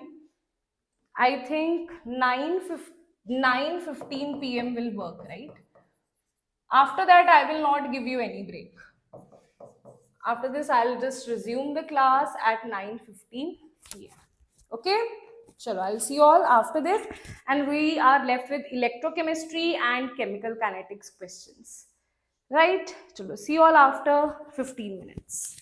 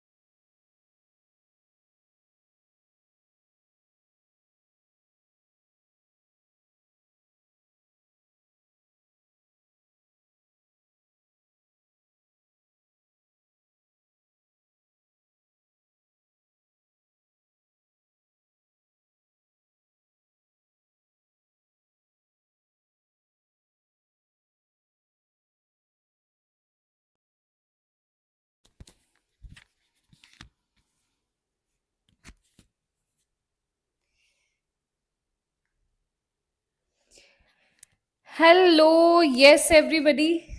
So just give me a minute, right? I forgot to have that t-shirt that was having so that I can connect this mic because it is only connected in Vedantu's shirt. So just give me 2 minutes here, okay? Just give me 2 minutes.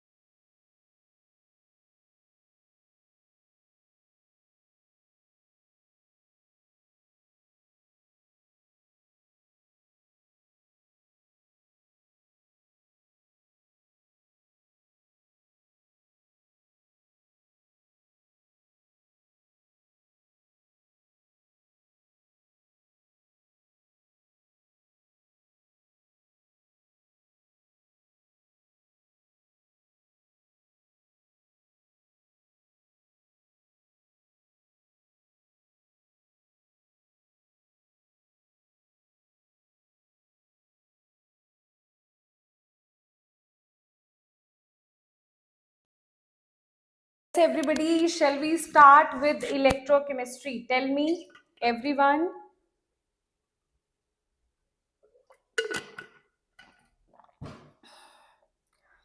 Yes, everyone, tell me. Yes, everybody in the chat box. Tell me if you're ready. Shall we start? Are you ready, everyone? I'll just open your chats here. So let's start with the rest of the questions of physical chemistry, right? And we'll complete it without any break. Okay. Now you will have no break and I'll just complete this all 100 questions, right? So now we have electrochemistry. In electrochemistry, the first question that we have is, in a given electrochemical cell, Ag, AgCl, this and this, concentration of Fe, this increase, this decrease, that's all they're asking you. The cell potential will increase when? E cell is equals to E naught cell minus 0.059 divided by n factor, right? This will be log of product. Now for that you just have to write the reaction firstly. Here Ag is getting converted, this is the Ag is getting converted to Ag positive, right? And Fe2 positive is getting converted to Fe3 positive, right? So here what is happening? Oxidation and reduction. Here Ag is, see, basically this is anode and this is cathode. This is cathode. So here you will see that there is increase in oxidation number, and here you will see that there will be decrease in the oxidation number. So Fe2 positive is getting converted to, this is anode and this is cathode, AC, right? So here the reaction will be Fe2 positive to Fe3 positive is actually increased. So you will decrease it, right? So that way, if you need to decrease, this will be Fe3 positive and here it will be Fe2 positive. Because this is anode and this is cathode, right? Then if I need to write anode and cathode here, because here reduction will take place, so it should decrease. So 3 positive to 2 positive will be there. So this will be Fe3 positive, this will be Fe2 positive, right? That means here, when I write it here, this will be product by reactant Fe2 positive, this is Ag positive, and this will be Fe3 positive. So that means if I want to increase this thing, this should be decreased. Because this is a constant, E naught cell is a constant. If this should be increased, then this should be decreased. This will be decreased if Fe2 positive is decreased, right? Ag positive is decreased, Fe2 positive is decreased, right? Fe3 positive is increased, right? So other two are not correct. Now if I talk about Cl here, right? Cl will be same in overall, right? That means if you talk about Cl here, Cl will be here, Cl aqueous, because here it is Ag, right? And here in this solution you have Ag and here you have FeCl, right? So Cl will be over here, right? But this will be in the aqueous state. So that is why what you will write here, why it is not Ag positive. Ag, this is actually not Ag positive, will not be written here. That is correct. Wait a minute. Let me just rewrite this equation here, because it is actually, this is a different kind of cell, the concentration kind of cells it is. So where what we write here, that this is Ag solid. So it will be written here as solid. On the product side, what we have is AgCl is formed. So you'll write here AgCl. But FeCl2 and FeCl3 are in the aqueous state. Here you will have FeCl3 and this will be FeCl2. 2 Cl and 1 Cl will be subtracted here, and here you will be left with Fe3 positive, Fe2 positive and 1 Cl negative here. Because FeCl to FeCl3, right, that is in the ionic state. So that is why this AgCl is not in the ionic state, this is in the covalent state. So that is why it will not be in the ionic form. You can't write here Ag positive and Cl negative because it's a solid thing, it is not in the aqueous state, right? So that is why it is not in the ionic state, right? So that is why you can't break this bond, and that is why this will be the overall reaction here. Fe2 positive divided by Fe3 positive and this. So if I want to increase this whole should be decreased here, and that is the reason Fe2 positive will decrease, this will increase, and Cl negative also will increase. So answer will be, this is increased, Fe2 positive is decreased and 3 positive. So C, D, E is the correct answer here, right? Next question is, you have considered the following reaction of reduction processes. They're asking you reducing agent. Now reduction potential is inversely proportional to reducing agent. So you write all of these are reducing agent, reduction potential only. So reduction potential and reducing agent are inversely proportional to each other. That is why simply what you will see here, you will write all these values. This is maximum, so this is going to be the minimum. So cobalt is going to be minimum here, right? And that's how you are going to answer this. This is cobalt 3 positive, tendency to act as a reducing agent. Cobalt 3 positive is going to be cobalt. If I'm talking about cobalt 2 positive here, then I am talking about the, see here it is gaining. But if I talk about Al, see this is very interesting, because here they are talking about these things, Al, Fe2 positive, CO2 positive and chromium. These 4 things they are talking about. If I talk about these 4 things, if I talk about the reducing power of this, the product side, if I'm talking about the reducing power, that means the power, the tendency to lose the electron. Because if I talk about the reducing power of this, that means I'm talking about the tendency to reduce someone, tendency to oxidize, tendency to lose the electron. If it has very high, let's say this has a very high reduction potential, then its oxidation potential will be very low, right? That means the opposite, CO2 positive to lose the electron, here will be this. And that is why here what you will say, that if I say Al3 positive gain 3 electron, its reduction potential is minus 1.66. Write the opposite of it. Write the oxidation potential, which will be positive. Write the oxidation potential. Write the oxidation potential. Write the oxidation potential. Now, as I know the oxidation potential of all of these, oxidation potential is directly proportional to the reducing power. So, here maximum is for this aluminium, and that is why we can say aluminium will have maximum here, right? So you need to understand one point here, that they have not asked you this thing, they have asked you this thing here. So that is why you will find out the oxidation potential of this thing, which is opposite, right? Then you will, because oxidation potential is directly proportional to the reducing power, oxidation potential is directly proportional, that will be your answer here, right? Okay. Next question is, for a closed circuit Daniell cell, which of the following plots is accurate? One at a given temperature. At a given temperature or time? Achha, at a given temperature with respect to time they are saying. See, E0 cell with respect to time is constant only, so we can say here answer will be C. It does not vary with time. You have not seen any relation like that. Okay, you have seen variation. In fact, E0 cell, it only depends upon what kind of cathode and anode you take, right? Now next question, guys, everybody, let's see the next question here. That is, consider the following redox reaction taking place in acidic medium. This is taking place in acidic medium. Nernst equation for the balanced reaction is this, value of N. This might seem like a question of electrochemistry, but actually it is a question of redox reactions. Okay.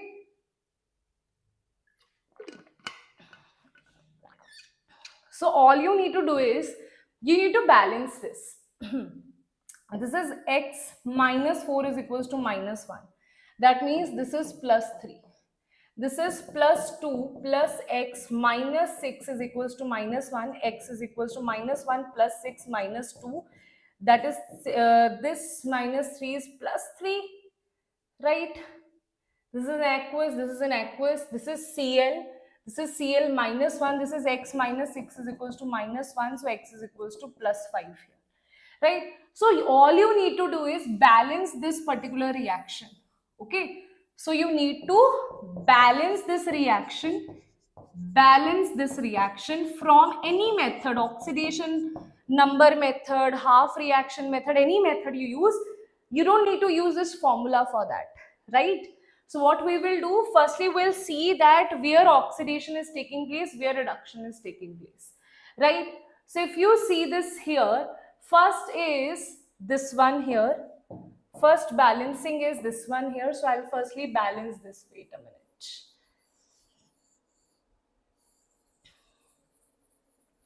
Firstly, I'll balance this part here. Okay, sure. Let's see. First balancing is BH4 negative give rise to H2BO3 negative. BH4 negative give rise to H2BO3 negative, right? First we will solve this. Now how do we solve this? We solve this by saying that firstly I am going to add oxygens here. Here you have 3 oxygen, you are going to add 3 of water. Now here how many hydrogens you have? 6 plus 4, 10 hydrogens you have. Here you have 2 hydrogens, right? So this is 10 hydrogen, this is 2 hydrogen, that means you are going to add 8H positive, right? Now you are going to balance this equation if there is balancing of charges already done or not. If you see here it is minus 1, here it is minus 1, balancing is already done, right? So that will be the first one, right? Okay, the balancing is not done, wait a minute. Balancing is 8 plus of 8 minus 1, that is plus 7. Here it is minus of 1. So to make plus of 7 minus of 1, what you need to do here? You need to add, if you add 8 electrons here, then this will become minus of 1. That means you need to add 8 electrons here, right? Okay. So after adding 8 electrons, you will have this, right? So add 8 electrons here. Now this will be your first equation here. Now next is to have the other equation. It is not completed yet, okay? It is not completed yet. Let's talk about the next one here, that is other half reaction, that is ClO3 negative and Cl negative. ClO3 negative give rise to Cl negative. Now if you see this here, you need to firstly balance oxygens, that is by adding 3 water. Now this is 6 and this is nothing, so here you will add 6H positive, right? Now here it is plus 6 minus 1, that is plus 5 here. This is minus 1 only. That means you will add 6 electrons here. So I will add 6 electrons here so that 5 minus 6 becomes minus 1. Okay. That means now these are the two equations that you have. Now we have not done it. This is the first equation. This is the second equation. Now we will add these two equations, right? After adding also you will get something. Now after adding these two equations, what you will get here? Tell me. Definitely this will be useful for me. BH4 plus 3 of water you have here, right? And here on the left side you have ClO3 negative. Here you have 6H positive, right? And here you have 6 electrons. Wait a minute, 6H positive, I'll just write it here. 6H positive and 6 electrons. On the right side you have H2BO3 negative, plus you have 8H positive, plus you have 8 electrons, plus you have Cl, plus you have 3 of water. So 3 of water is added on both sides, so this will be cancelled, right? Now we will write the equation here, where BH4 is as it is, right? ClO3 negative is as it is. Here you have 6 electrons. Here, acha, now also you have not done it. I forgot to balance the charge only. Number of electrons gained and lost should be same. Why are we balancing all of that? We don't need to get into this step only. We don't need to get into this step. This is 8 electrons. So when you multiply it with 8, it is 624. 3. And here 6, 6, 12 is 30, 6, 4, 24. Multiply it with 4. Then 8 into 3 is, then you will have number of electrons, 24 electrons. Okay. So answer will be 24. So you don't even need to balance it. After, if they ask, if same kind of question is asked in like proper, you have to write the equation, then add it and you get your answer. You don't need to do anything now because you just have to make both equal. Here it is 8, here it is 6. When you multiply this with 3, it is 24. When you multiply this with 4, that is 24. So answer will be 24 is the correct answer here. Okay. Next question here. Molar conductivity of weak acid HQ of concentration 0.18 molar was found to be this. Molar conductivity, they are saying, is found to be 1 by 30. Of the molar conductivity of another weak acid with concentration 0.02. Achha. If limiting molar conductivity of Q happen to be equal to this, then the difference in pKa values of two acids will be what? Okay, so it's a very interesting question. Let's talk about this one here. Right, everybody? Let's see this question here. Let's talk about this. So molar conductivity of molar conductivity of HQ is 1 by 30 of molar conductivity of HZ. First thing it is given to you, when concentration of weak acid HQ, concentration of HQ is going to be 0.18, concentration of HZ is going to be 0.02. We know that kappa value you can calculate here. Okay? If this is given, weak acid H concentration is point to be this much of another weak acid. This limiting molar conductivity happen to be equal to this. If limiting molar conductivity is same, see limiting molar conductivity of HQ is equals to limiting molar conductivity of H plus limiting molar conductivity of Q, and limiting molar conductivity of HZ is equals to limiting molar conductivity of H and limiting molar conductivity of Z. See, this and this is constant. Hydrogen limiting molar conductivity is same only.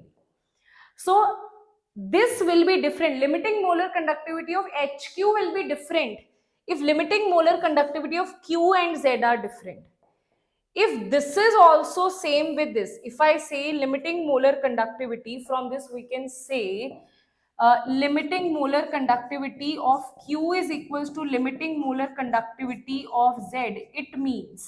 It simply means limiting molar conductivity of HQ is equals to limiting molar conductivity of HZ. Limiting molar conductivity of both of them are same. This is what you mean by this line. The difference in pK values of two weak acids. For pK values, you need to calculate the value of this here, C. That is alpha. Alpha is equals to, if I find Ka is equals to C alpha square, right?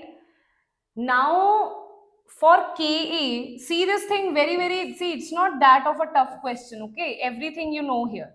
See, we know that Ka of HQ is equals to C alpha square.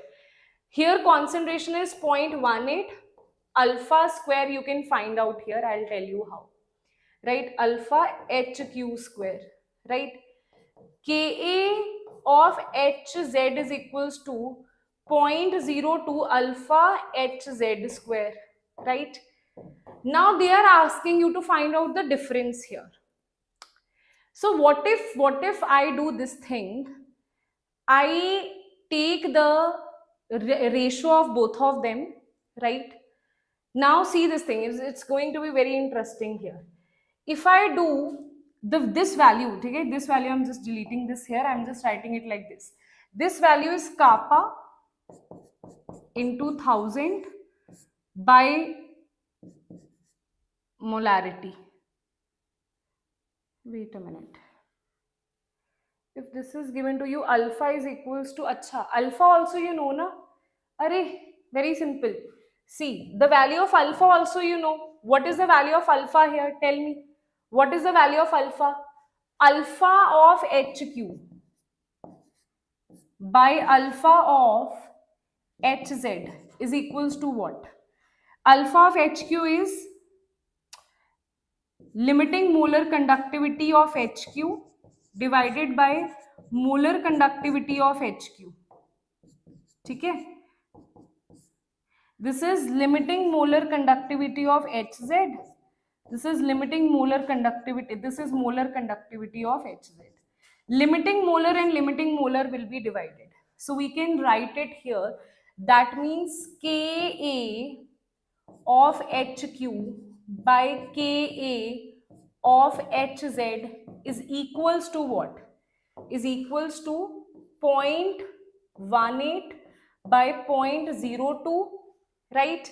You can write it here. That will be wait a minute, yaar. I don't have space for this one, so I'll just write it here. Okay? See, If you see this here, Ka by Ka, this is Ka of HQ, this is Ka of HZ. This is 0.18, this is 0.02. This is alpha of HQ square, this is alpha of HZ square. Now Ka of this and this, you can see Ka of HQ divided by Ka of HZ is equals to 0.18 divided by 2. That will be, this will cancel, this will be 9. This will be alpha of HQ by alpha of HZ square. Alpha of HQ by HZ. What is alpha of HQ? This will be molar conductivity of HZ by HQ. This will be molar conductivity of Hz by molar conductivity of HQ whole square, right? That means this you can answer it like, what is the molar conductivity here? What is the molar conductivity of HQ by Hz? We have written Hz by HQ. Hz by HQ is 30. So you can write here 30 square. So Ka of HQ by Ka of Hz is equals to 9 into 30 square, that is 9 into 33 into 900, that is 998100. Okay, so I think it should be like this. Let's see if you're able to find the value of this one here. HQ by Hz 1 by, wait a minute, how come H cube, I am calculating H cube by Hz, na? H cube by Hz.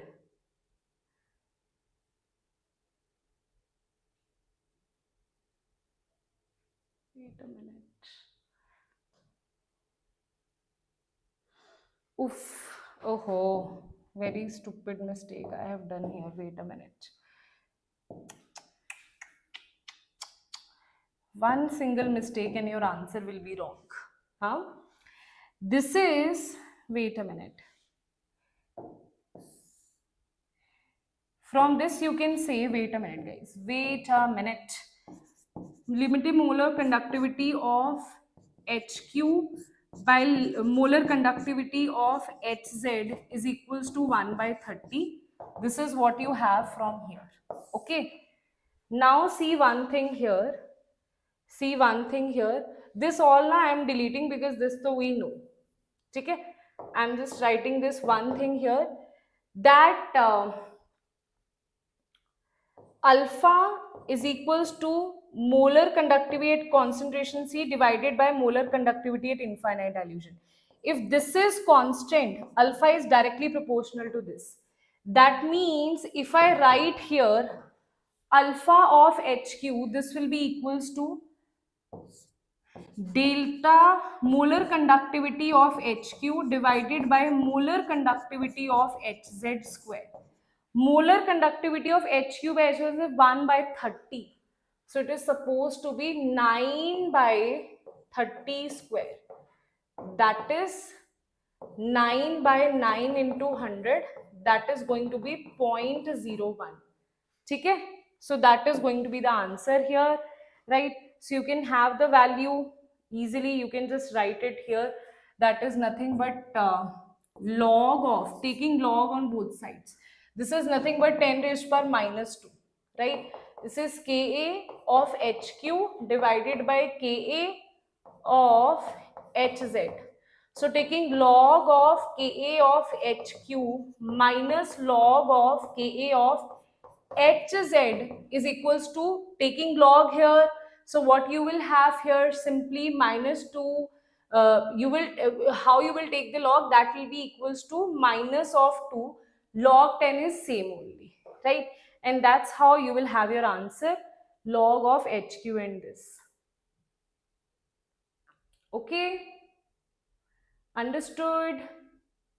Tell me everybody. Wait a minute.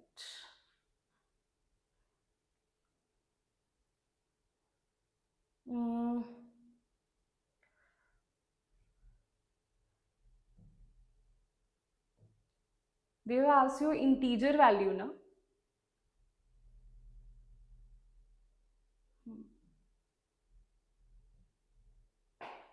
HQ by HZ, है ना? pKa value of this they are asking. That's what I was thinking. Log of K is coming out to be -1. So now you have to take negative here. Negative, negative, this will become pKa of HQ. And this will become minus of pKa of HZ. That will be minus into minus. That will be plus. Okay? Well, it was not a difficult question, but it was like, you have to like think about 2-3 formulas here, and then it was definitely not a difficult question. Okay, so you can't categorize into tough questions. This is not even lengthy. It's just that you need to think, okay, 3 formulas here, that is also there. Just need to add and subtract these things, right? Next is, consider the following electrochemical equation. The pH above which oxygen gas would start to evolve at anode. If I want to have, see, usually this part is anode and this part is cathode. Okay, so if I want to have oxygen at anode, so it should have lower reduction potential. Only then oxygen will be at anode. As of now, what I can see, M to this reduction potential is 0.99. This reduction, the one which has high reduction potential, should be at cathode. But now I want this to be at anode, so I need to have lower reduction potential of oxygen. How we will do that? Let's see. Okay, so the above formula, the above oxygen electrode, this will be when I talk about when oxygen is getting converted to water, the formula, the equation is O2. This equation you must remember for your exam. This is a very important equation, very important. How you convert H2 to water, how you convert O2 to water. Both are very important. Okay, so O2 plus 4H positive plus 4 electron is 2 into water. Now if I talk about the Nernst equation here, E of O2 to H2O, E naught of O2 to H2O minus 0.059, 4 electron is there, so N will be 4. Log of, there is nothing, 1 by pressure of O2 and H positive raised to power 4. Okay, so pressure of O2, if I see, is given to be pressure of oxygen, right? That if I talk about pressure of O2 here, oxygen gas would start to evolve here. The pH above which this will start to evolve, this is what they are saying. So pressure of O2 will be 1. So you can say pressure of O2 log, if I say pressure of O2 is 1 bar, then log of 1 is 0 only. So you can put 0 here. But now, if I put 0 here, if I put pressure, if I put pressure of O2 is 1, I'll just put pressure of O2 as 1 here. If I put this 1 here, this will become log of H positive raised to power minus 4, right? So minus 4 will come in front of it. So 4 and minus will cancel. This will become positive, log of H positive. Now you want to convert it into pH. Okay? So you can just directly write here instead of this, this thing you don't have to write. Okay, this is not even needed, right? So directly what you can write here, because if I put 1 minus here and 1 minus here, minus of log of H positive is pH. So you will say, so you will write here, this will be PO2 to H2O 1.23, which is given to you, minus of 0.059 of pH. Now this is the formula that we have generated for this particular reaction. Now they are saying that O2 should be at the anode part. So if I am saying now for metal electrode, similarly you are gaining 2 electrons and getting converted to this, and here electrode is given. Now when I say oxygen will start evolving, when oxygen potential, when oxygen electrode becomes anode, when its reduction potential becomes less than this. I need to have reduction potential less, only then that can be regarded as anode. That means if I equate, this is the potential that I have calculated for oxygen here, and I want to have this less than this thing. That is the potential of M2 positive to N. So that should be less than this potential. Okay. Now simply what you will write, That means this value should be equals to, that means we can say the threshold is when both are equal. So you equate it, take out the value of pH here. Oxygen gas start revolving when anode is greater than this value. Okay? Because what we want is this should be less than this value. Okay? This should be less than this value. So the pH that you have calculated, that should be greater than this value. So that means pH should be greater than 4 here. And that's how you will have your answer here. And if you see this here, they are saying to evolve at a node, the pH above which, so answer will be 4. Got it now what we have done? That was a very interesting question because they have asked you that, okay, E naught of M2 positive is given, E naught of O2 to H2 is also given. Now we want to liberate O2 at a node. That is only possible if the EMF of O2 is less than the cathode value. Only then it is possible. So cathode, we have understood that cathode is coming out to be, that is given to be M2 positive is this and this. This also we have applied Nernst equation only here, right? This we have applied Nernst equation on the cathode side. Okay, that's when you get the value that E, see, you can just write it here this as well. E is equals to E naught minus 0.059 by n log of M by M2 positive. M2 positive was 1 only, M was not there, so log of 1 was 0 only. This whole value was deleted. So this was 0. Got to know what I am saying? I am saying this was 0.059 by n log of 1 by M2 positive, and this is 2 because M2 positive is unity. That means log of 1 is equals to 0. This whole thing will become 1 here. That means here this whole thing will become 0. That is why E of this is equals to E naught only. So now this cathode, this is the anode value. Anode value should be less than the cathode value. That's how we got the pH value here. Tell me, is that clear, everybody? Okay.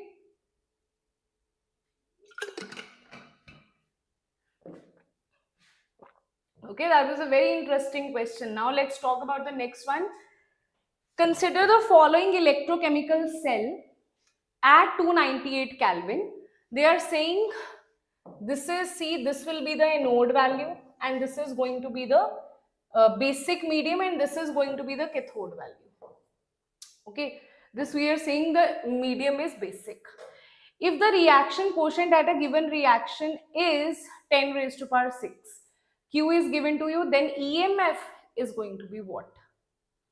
They have given you E naught of cathode, they have given you E naught of anode as well. Okay, so you will just apply the Nernst equation here. Let's see how. Okay, so firstly, E naught cell is what? Firstly, tell me what is E naught cell? Firstly, students can do mistake in calculating E naught cell only. E naught cell is equals to E naught of cathode. Cathode side is what? This is the cathode side. So E naught of Bi, that is minus 0.44. E naught of Bi, and this is reduction potential, and this is E naught of tin, that is at the anode, and for tin it is given to be minus 0.9. So we'll put E naught of cathode and this is E naught of anode, and answer you will get here. Now you will apply Nernst equation. E cell is equals to E naught minus 0.06 by n log of Q. Now see, are we able to understand, have they given anywhere number of electrons? No, they have not given anywhere what are the number of electrons, that will have to calculate. They have given you EMF, they have given you Q. Q they have given you here. Q is given to you, that is 10 raised to power 6. N they have not given you, right? Let me see if they have given reaction quotient and given half reaction is this. They are not given. So you have to write it yourself, okay? You have to balance the equation. Then you have to write it, you have to write it yourself, like how you write it. Let me just tell you. You write HSnO2 negative. This is SnOH6 2 negative, right? This will be the anode equation. and this will be the cathode equation. Bi2O3 give rise to Bi. Okay, so we'll calculate this and then you will get your answer. If I see this here, this is going to be x, this is going to be 1 plus x minus 4 is equals to minus 1. So x is going to be minus 1 plus 4 minus 1. Okay, so it is going to be 2. So here 10 is plus 2 and here it is going to be x minus 6 is equals to minus 2. So 10 is going to be plus 4 here. So plus 2 to plus 4 means 2 electrons involved here. And here what you have, here you have 2x minus 6 is equals to 0. So x is going to be 3. So plus 3 and here it is 0. So here 3 electrons are involved. So you will multiply this with 2. To make it equal, this is 2 electron involved. So you will multiply it with 3. Here you will multiply it with 2. So number of electrons will be 6 here. Okay? You don't even need to solve the full-fledged equation, balancing and all. You don't have to do that. Right? Just see what is the change in electron and answer will be 2 electrons and 3 electrons here. So you have to make it electron lost and gain equal. Here it will lose, it is going to lose 2 electrons. Here it is going to gain 3 electrons. So you'll have to make it equal by multiplying it with 3 and multiplying this with 2. Answer will be n is equals to 6. Now you have everything. You have n, that is 6. This is 10 raised to power 6 and you solve it, you will get your answer. E naught you have and that's how you get your answer. And they are saying E cell in the form of dash into 10 raised to power minus 1. So answer will be x is equals to 4. Got it? Yes, everybody? Right. Next is 1 molar aqueous solution. Then they are saying 1 molar aqueous solution of each CuNO 3 twice, AgNO3, Hg, Mg are given to you using inert electrodes. Given E naught is also given to you. E naught is given to you for all of them. With increasing voltage, the sequence of deposition of metals on the cathode will be this. Firstly Ag, then Hg, then Cu. See, if I talk about these 4 electrodes here, right? So their deposition depends upon which thing? That means in the electrolysis, the weight deposited, it depends upon which thing here.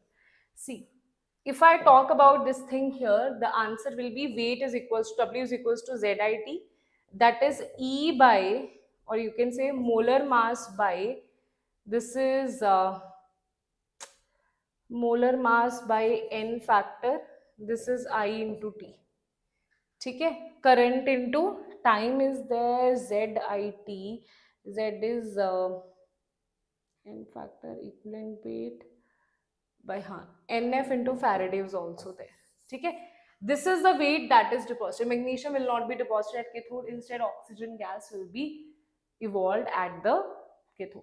So now firstly we are talking about the weight. So now if I talk about 1 molar aqueous solution of all of them, that means molarity is same. Molarity is not different. AgNO3, this is happening, E naught is this. This H2, Hg2, 2 positive to this. This is the electrode, this is the electrode. In the electrolytic cell, inert electrode reduction occurs at cathode. The ion with the highest reduction potential will be reduced first. So now highest reduction potential you need to have. Highest reduction potential is for Ag. So that will be reduced first. And they are saying the order is Ag, Hg, Cu. If you talk about Ag, then Hg, then Cu. That is correct. So sequence is correct here. Ag, Hg, Cu. And what about Mg? If I talk about, so these are all positive, so that is possible. So statement 1 is absolutely correct. Now if I talk about magnesium, which has a negative reduction potential, now its reduction potential is minus of this. And when I talk about water to oxygen, right, its reduction potential is minus, wait a minute, this is not written here, so I'll just write it here. That is going to be minus 1.43. Okay? Now I am talking about anode. At a node, you need lower reduction potential. So lower reduction potential is of this only. This has lower. Because at a node that will be used which has lower reduction potential. Lower reduction potential is of magnesium only, right? So we can say, acha, wait a minute, magnesium is, wait a minute, reduction is very, wait a minute, what they are saying here, they are saying magnesium will not be deposited at cathode. Is it, they are talking about cathode here, wait a minute, cathode they are talking about. This to magnesium is minus 2.37. If I talk about its reduction potential here, right, it is gaining the electron and this is very much low. Okay. Now other thing that is possible here is, see, I'll not do all of this now. I'll just directly tell you the value here so that you can know. Right? Directly, this one thing you should know and you will be able to answer. Now see guys, one thing. Tell me one thing here. For cathode, at cathode, cation will go. They are talking about cathode. So first thing is, if I talk about, there are two cations possible, Mg2 positive to Mg. That is minus of 2.31. That is given to be minus of 2.37. Now water to H2, this also is possible. These are the two reactions that are possible at cathode. This value is minus of 0.84, 0.83 or 0.84. Now in this case, which one has higher? At cathode, high reduction potential is needed. So that is why H2 will be used here, this will not be used.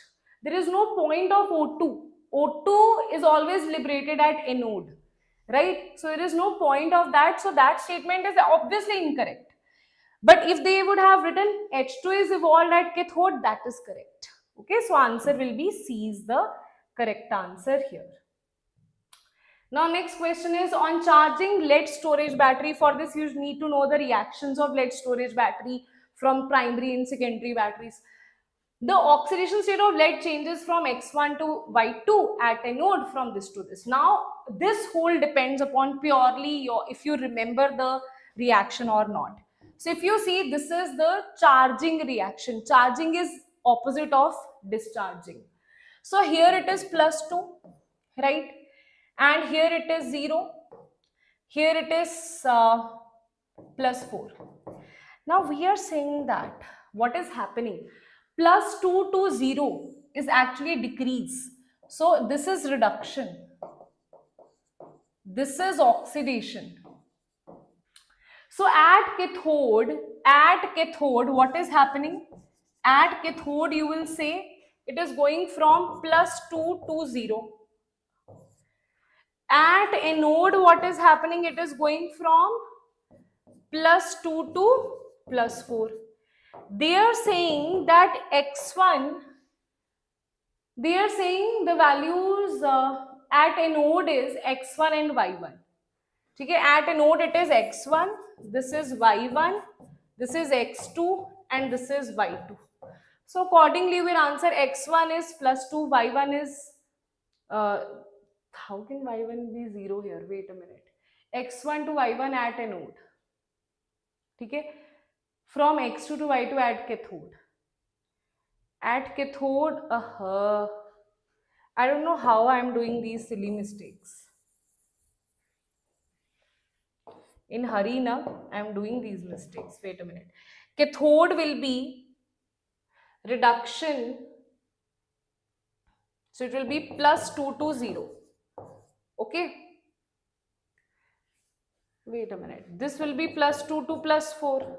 Right. They are saying at anode. Wait a minute. At anode it is increasing. Yeah, that was correct only that I have done.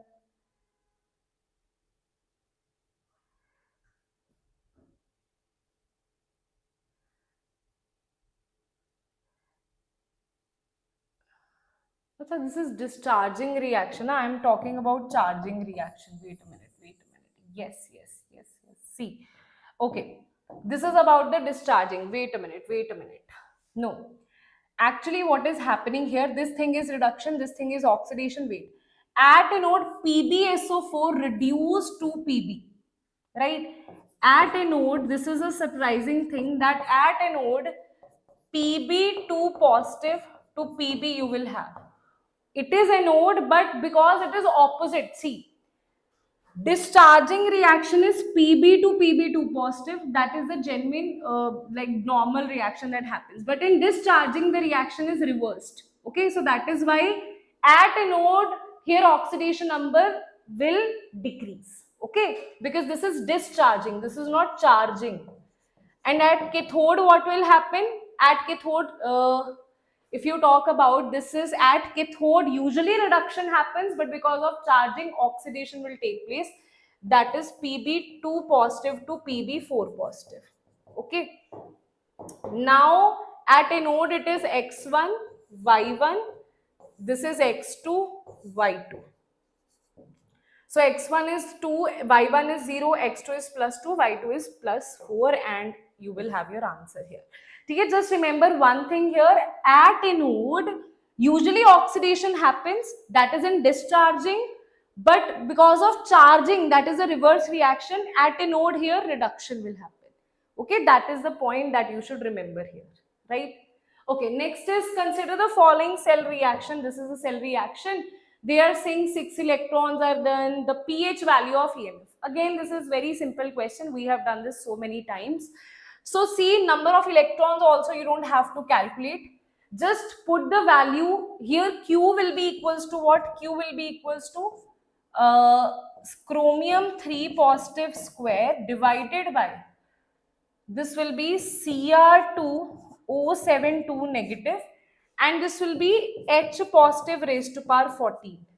Now Cr3 positive by this is given to you, that is 10 raised to power minus 6, and this will be H positive raised to power minus of 14. Just remember this thing here. Everything else is quite simple here. When you put it, we know that if you see E naught value is also given to you. They have given you the value of E naught reduction is 1.33. It is given. Now they are saying the reaction connected to the pH value of EMF when the cell becomes, when EMF of the cell becomes 0. That means EMF is 0, it is given in the question. This is given to be 1.33. Number of electrons is 6 here, and this value is also given to you, that is 10 raised to power 6. So what you will have, you will just have to calculate this value, log of 10 raised to power minus 6, that is nothing but minus of 6 here. Okay? So minus of 6 minus of 14 minus log H positive is nothing but that is pH. So you will see 14 into pH, you will see add 6 here, and you will have, this is just calculation only, what else is there, right? So you'll have the value of pH here. Next, 0.2%. Now this question is related to 0.2% weight by volume solution of NaOH is measured to have resistivity of this. Resistivity means this is given, right? And that is given in milliohm. The molar conductivity of the solution will be what? Molar conductivity also we are asking in millisiemen. Millisiemen decimeter square and per mole. Okay? Nearest value you have to calculate here. Molar conductivity. Resistivity is given. Kappa is opposite of resistivity, right? And molar conductivity is equals to kappa into 1000 by molarity. If it is given in meters, that will be kappa by 1000 into molarity. Molarity will be what?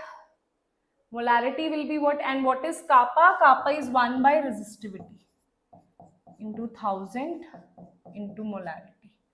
Molarity will be what? If I say 0.2, if I say this is 0.2% weight by volume, that means volume of solution is 100 milliliter, and weight of solvent or solute, weight of solute is 0.2 gram. Here NaOH is nothing but molar mass of solute is 40. So you can just write it here, molarity is equals to 0.2 by 40. This is 100. Milliliter means it will be multiplied by 1000. This is here and this is 10. This will be cancelled. This is 2. So it is 1 by 20.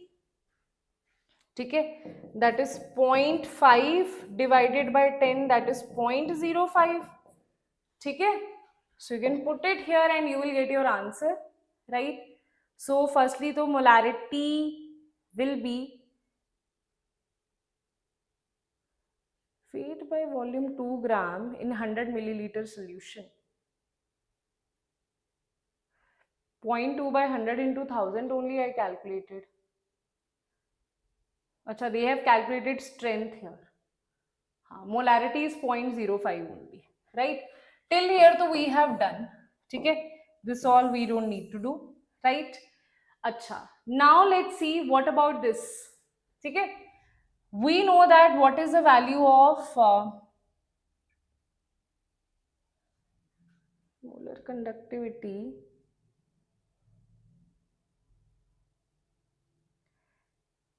This is the game of units, है ना? They have asked you this in mole. This is same, okay? Firstly, this is in milli ohm, right? This is also in milli only, right? And they are asking you this in per mole, right?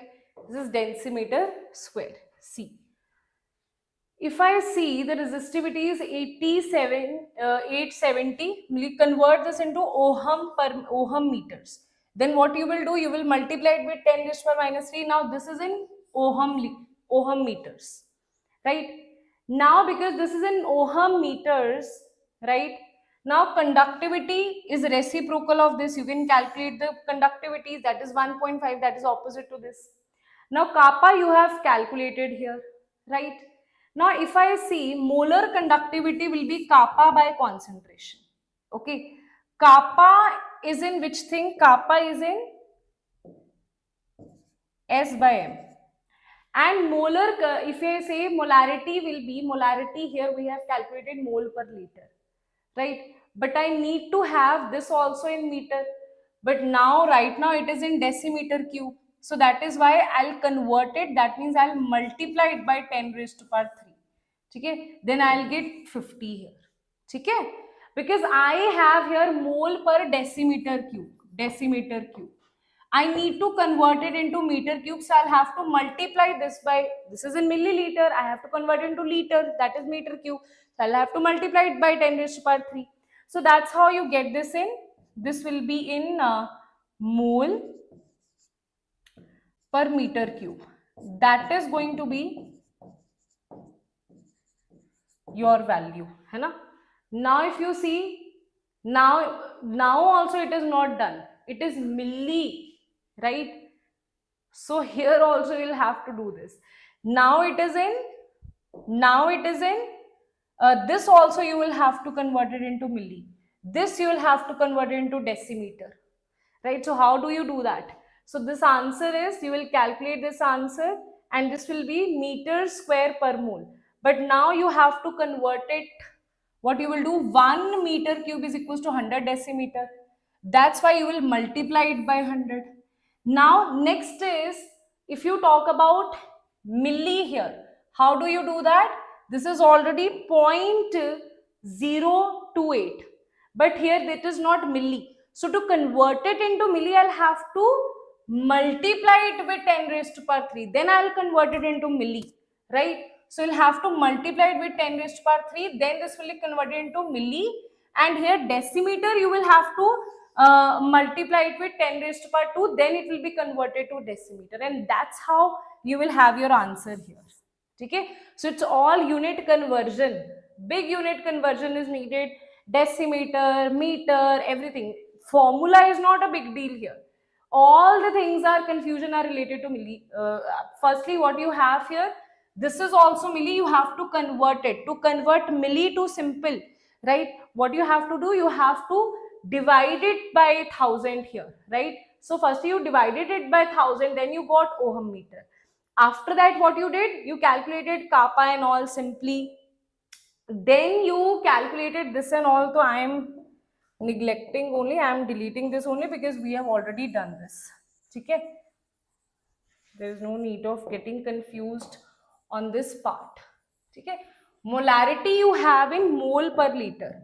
Now you'll have to convert it into mole per meter cube. Then you calculated the value of molar conductivity in Simon meter square per mole, but you have to convert it into milli-Simon, and here you have to convert it into decimeter square. Okay? For this you will multiply it with 10 raised to power 3, this you will multiply it with 10 raised to power 2, and total will be 0.023 multiplied by 10 raised to power 3 into 10 raised to power 2. This will be here 1000 and this will be cancelled. So answer will be 2300. Okay, and that's how you will have your answer here. Got it? So I'm doing it in just one step here. Right, so answer will be 23 into 10 raised to power 2. Got it? Okay, so that was just a game of units, nothing else. This question was confusing simply because of unit. There is nothing else in this. Right? Here again I am repeating what I have done. Firstly, I converted this milliohm. Okay, I am just writing it here. I converted milliohm to ohm by multiplying it with 10 raised to power minus 3. Right? So this is what I did. Then I calculated kappa is equals to 1 by rho. Kappa is 1.15. Then I put it here in this formula. Achha, molarity also was in mole per liter. Molarity concentration is 0.05 mole per liter. But I have to convert liter to meter cube by multiplying with 10 raised to power 3. Okay, so I converted it into meter cube. Now I have my answer in Simon meter square per mole. This also I'll have to again convert it into milli-Simon and this to decimeter cube, and that's why these conversions. So this 4 times conversion is done here. That is why this gets little confusing and chances of doing very silly mistakes are there. Right? Okay? Right, everybody? Otherwise, formula was not tough there. But yes, if you don't know the conversion part, then you will end up losing this question, because definitely without conversion, it's not possible to do this question. Okay? Electrolysis of 600 milliliter aqueous solution of NaCl, 5 minutes changing the pH of the solution to 12. Okay. So electrolysis volume is given to be 600 milliliters, time is 5 minutes, and pH of the solution is this. Current in amperes used for given electrolysis is what? We know that W is equals to ZIT, right? Weight is equals to, here it will be molar mass by N factor into Faraday. This is I into T. They are asking you, they have given you the value of volume here, right? N factor is not known to us. Time is known to us. Faraday is known to us. Okay? See this here. Time is known to us. Faraday is known to us. You have to calculate the value of this. This is what you have to calculate. Now, if I talk about the molar mass, that also I don't know, but I don't know what is the weight here, right? And N factor, right? N factor for NaCl will be 1 only. Now see this here, right? Now equation will have to form aqueous solution of NaCl changes pH of the solution, okay? So we have NaCl, what is firstly the brine solution, basically this is. For brine solution, what exactly happens? So this is from electrolysis. We know that at cathode you have Na positive and water to H2. And out of this, which will be preferred? This will be preferred. So H2 is liberated at cathode. Now that is why Na positive remains as it is. At anode you have Cl negative and H2O to O2. Out of this, Cl is preferred here. That way Cl negative is converted to Cl2, right? So that's why what you will see here, Na and OH will be left and Cl2 and H2 will be produced, right? Now in this case, we can see since during the electrolysis pH changes to 12, that means pH is equals to 12. That means POH is equals to 2. So OH negative will be 10 raised power minus 2, right? So that's how we calculated, and H positive will be 10 raised power minus this. So you can also write it here. pH is 12, means H positive is going to be 10 raised power minus 12 and POH is going to be 2. That is why OH negative is going to be 10 raised to power minus 2.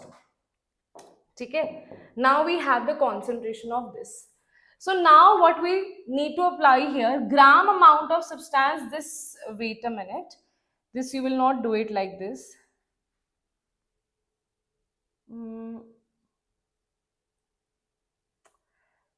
Wait a minute. This directly will not apply this, okay? Directly will not apply this. I'll just tell you about it, how to apply this.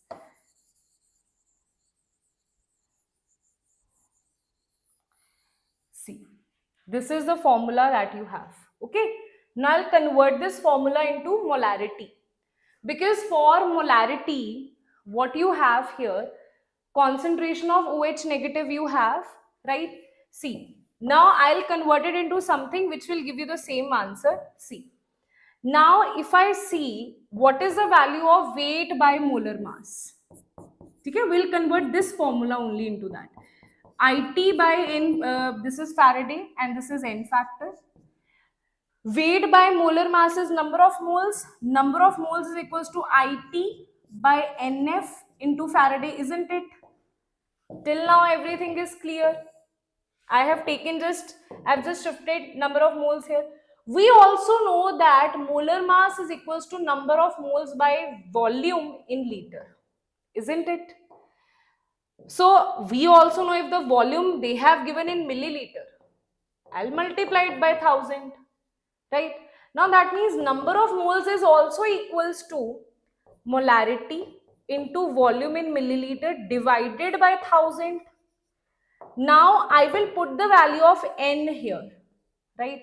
So it becomes molarity into volume in milliliter divided by 1000 is equals to IT by NF into Faraday. Number of electron, if you see involved here, number of electrons involved will be what? Na to this. Number of electrons will be 1 here simply. So now I am applying this formula here, that they are asking the value of I here. I is equals to molarity into volume in milliliter by 1000. This will be N factor, this will be Faraday and divided by T, है ना? Ahead. Wait a minute. N factor will be multiplied, Faraday will be multiplied, this will be divided, yes. Okay? This will be divided. So this will be your full-fledged formula that you will use here. Now this formula I have used here. Now I think you will get an idea what we have done. Okay? Now everything will be clear to you. I have added, this is the concentration, that molarity of OH negative is 10 raised to power minus 2. So I have put here 10 raised to power minus 2. Volume is 600. So I have put here 600 here by 1000. And this is Faraday. N factor is 1. Faraday is 96500. So I have put here 96500. Time is 5 minutes. So that is why this is 5 into 60, because I am calculating this in seconds. So I put all the values and that's how you will get your answer here. Tell me, is that clear? Is that clear? From the same formula that I told you here, this formula we have generated this formula, where volume and molarity, everything we are using. So formula is this only, but that you can, now number of moles can be calculated from some other way also. Then you will put that way here. That's why I'm not asking you to cram this formula. Rather do this. Number of moles is equals to IT by N Faraday, N factor into Faraday. Now, number of moles can be calculated by various ways. Okay? Got it, everybody? Tell me. Clear? Now we will start with chemical kinetics. Last 12 questions here. Right? Okay?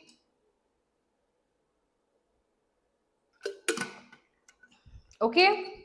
Yes. Let's see. Now, chemical kinetics is the last chapter that we have. We'll see what kind of question they have asked in 2026. Let's talk about that. Last 12 questions here.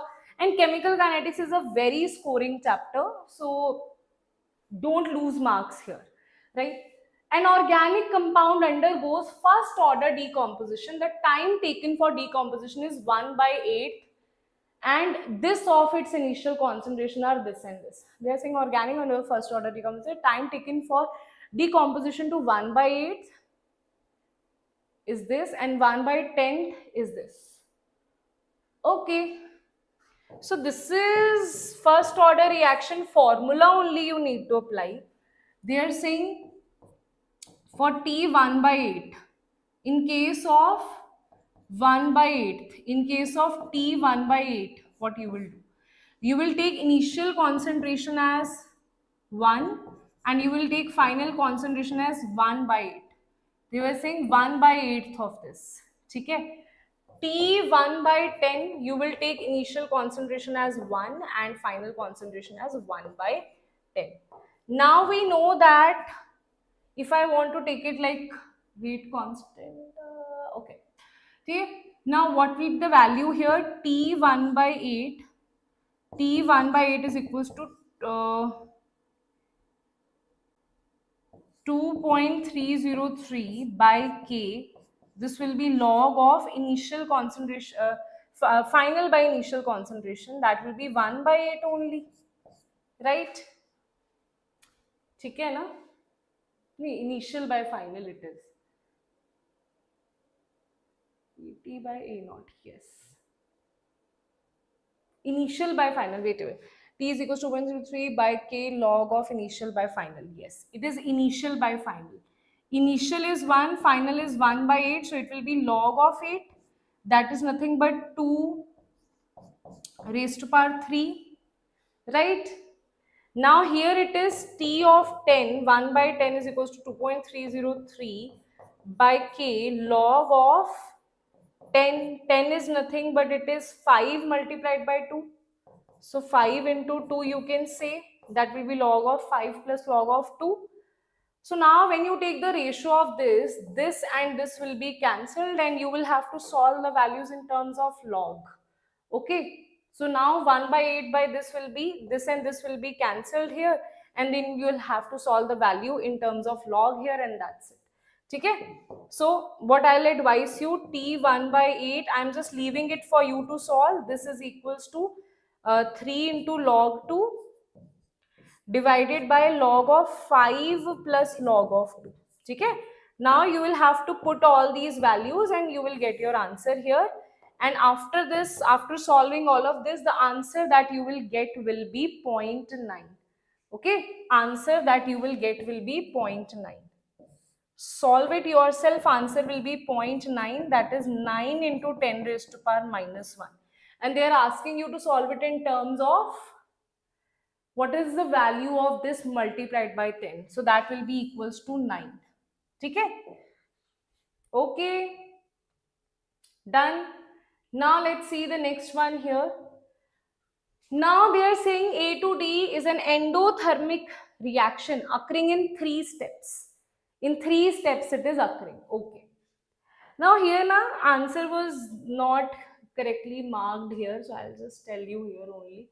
Right, what will be the answer? You also tell me what you think is the answer. I think maybe the answer key was not correct, or maybe I have accidentally seen the wrong answer key. So A to D is an endothermic reaction. Overall, it's an endothermic reaction occurring in 3 steps. So A to B we are saying is endothermic. That means heat of product is greater than heat of reactant. H of B should be greater than A. That means B should be higher than A. B should be higher than A. This is B is less. This is marked wrong. B should be higher than A. Okay, so A is already wrong. This is exo. This is exo. That means C should be greater than B. And here product should be less than B, and here also D should be less than C. So in this case product should be less. Now product should be less. Here product is more. This is also eliminated. Here product is more. This is also eliminated. Here product is less, and here also product is less. So answer will be 2. Okay. So what we are doing, I am looking for, in the first case product should have more energy. In the second case product should have lower energy. Third case also product should have lower energy. Only then these two reactions will be exothermic, right? So answer will be second is the correct answer here.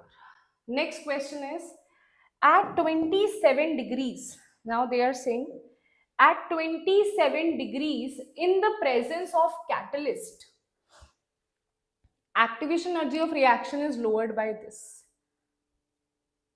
Okay. So that means uncatalyzed minus catalyzed is 10 raised to power 10 kilojoule per mole.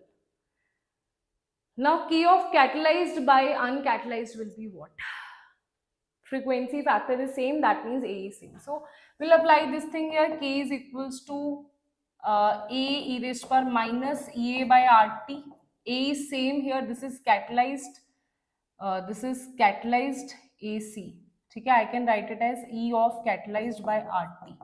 ठीक है, this is uncatalyzed. I'll write it as U is equals to A e raised to power minus EU by RT. ठीक है, so when I divide it, catalyzed by uncatalyzed, this will cancel. Catalyzed by uncatalyzed will be E raised to power minus 1 by R. This will be EC. This will go here as positive. Wait a minute, I'll just do it like this. E raised to power minus of EC by RT plus of EU by RT. Then what I'll take it as common. E raised to power minus 1 by RT, you will take it as common. This will become EC minus EU. Okay? And they have given me for activation energy for reaction is lowered by 10. That means catalyzed will have low energy as compared to uncatalyzed. Okay? Uncatalyzed will have higher energy. So that means it is lowered by this. That means EUC minus EU minus catalyzed will be 10 here. Okay? So you can write the opposite here. That will be, opposite will be minus of 10. So e raised to power minus 1 by RT minus of 10, it will be e raised to power 10 by RT. Okay? That will be the answer here. E raised to power 10 by RT. So you'll have to solve it. 10 by R and T, put the value of R and T here. Right? They have asked you log value. The log of, they are asking the value of log. The logarithm of ratio of this. Logarithm. So you have to take log here. Log of Kc by Ku. Okay, when you take natural log, this will be cancelled. This will become 10 by RT. Okay? Then you will say you converted into log of Kc by Ku. They are not saying natural log. They are saying log base 10 only. So 10 by RT. This will be 10 by 2.303 RT. Okay, then put the value of R and T and you will get your answer here. Okay, ji? Yes, everybody? Tell me. Now they have asked you this value. This is given in kilojoule. Okay.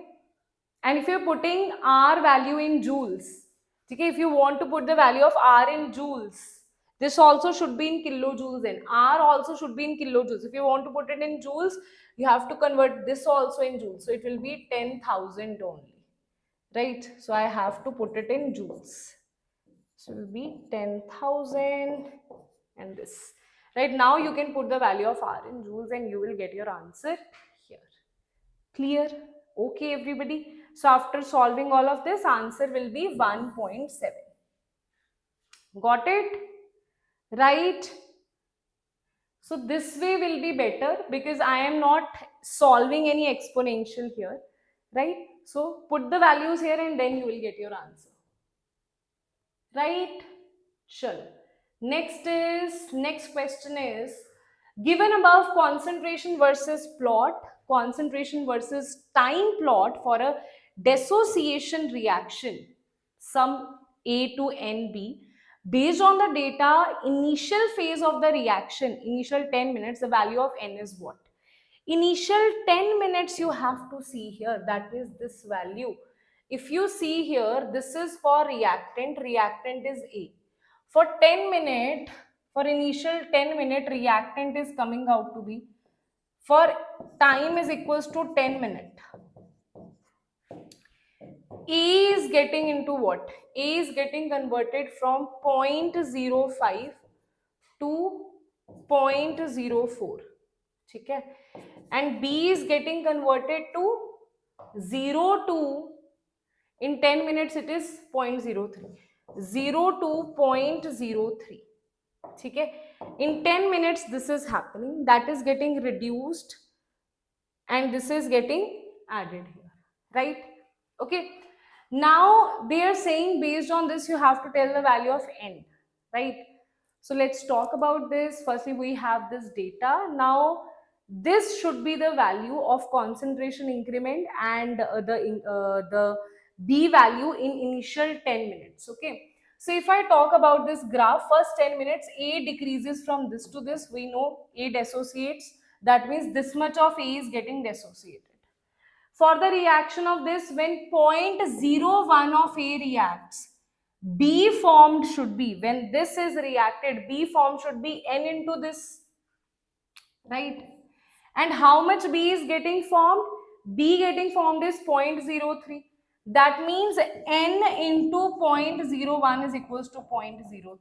So you can see the answer, N is equals to 3. Okay? So it is quite simple, right? Here, how much it is getting dissociated? 0.01. Here, how much of it is getting formed? 0.03. According to this reaction, amount of A dissociated is equals to N of amount of B formed. So you can say 0.01 is equals to N of 0.03. So answer of N will be equals to 3 here, right? So answer is D is the correct answer, isn't it? Tell me everybody, isn't it? D is the correct answer here. Next question is, from the following equation, now they are saying this equation is given to you. Now let's see this question. JEE 2026 only it is, right?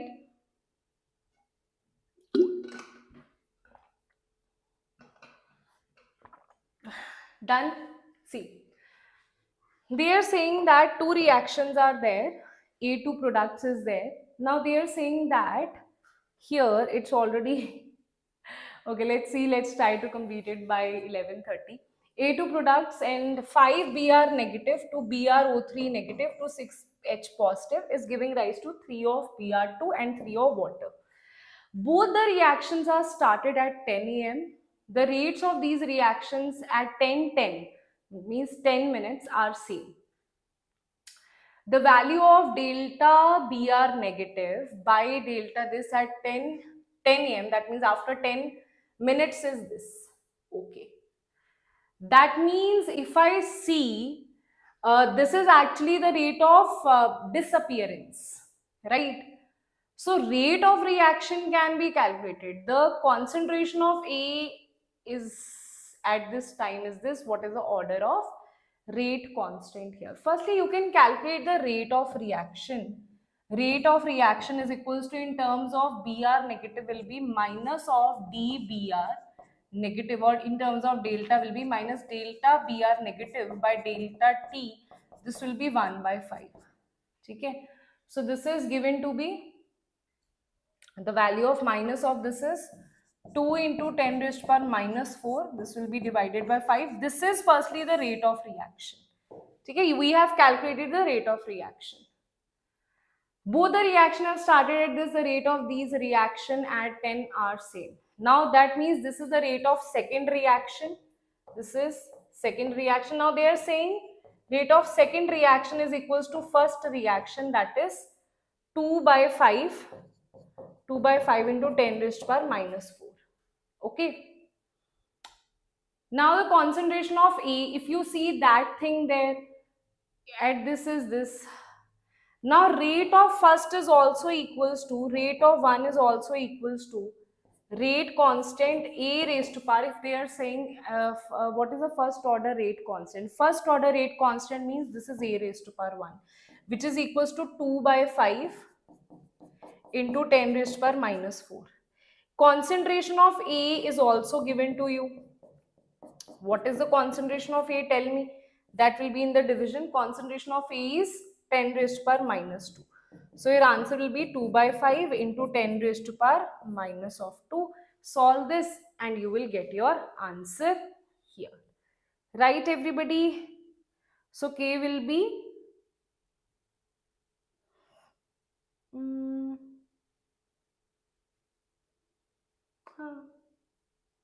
it should be 4 into 10 raised to power minus 3. Na? Let me see. 0.4 है ना? Wait a minute.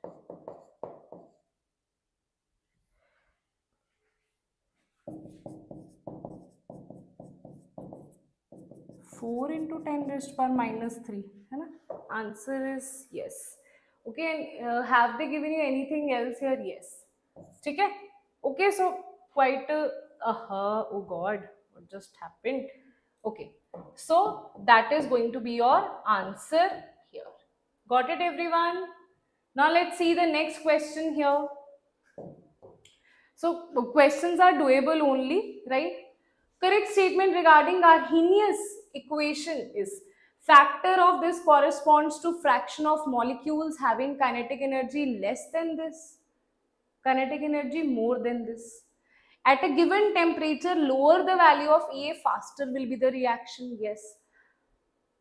They are asking you correct statements here, right? So A is not correct, B can be the answer, or C can be the answer. Increase the temperature about 10, doubles the rate of reaction, that is also correct. So B and C are only correct. Log of this and this gives straight line plot.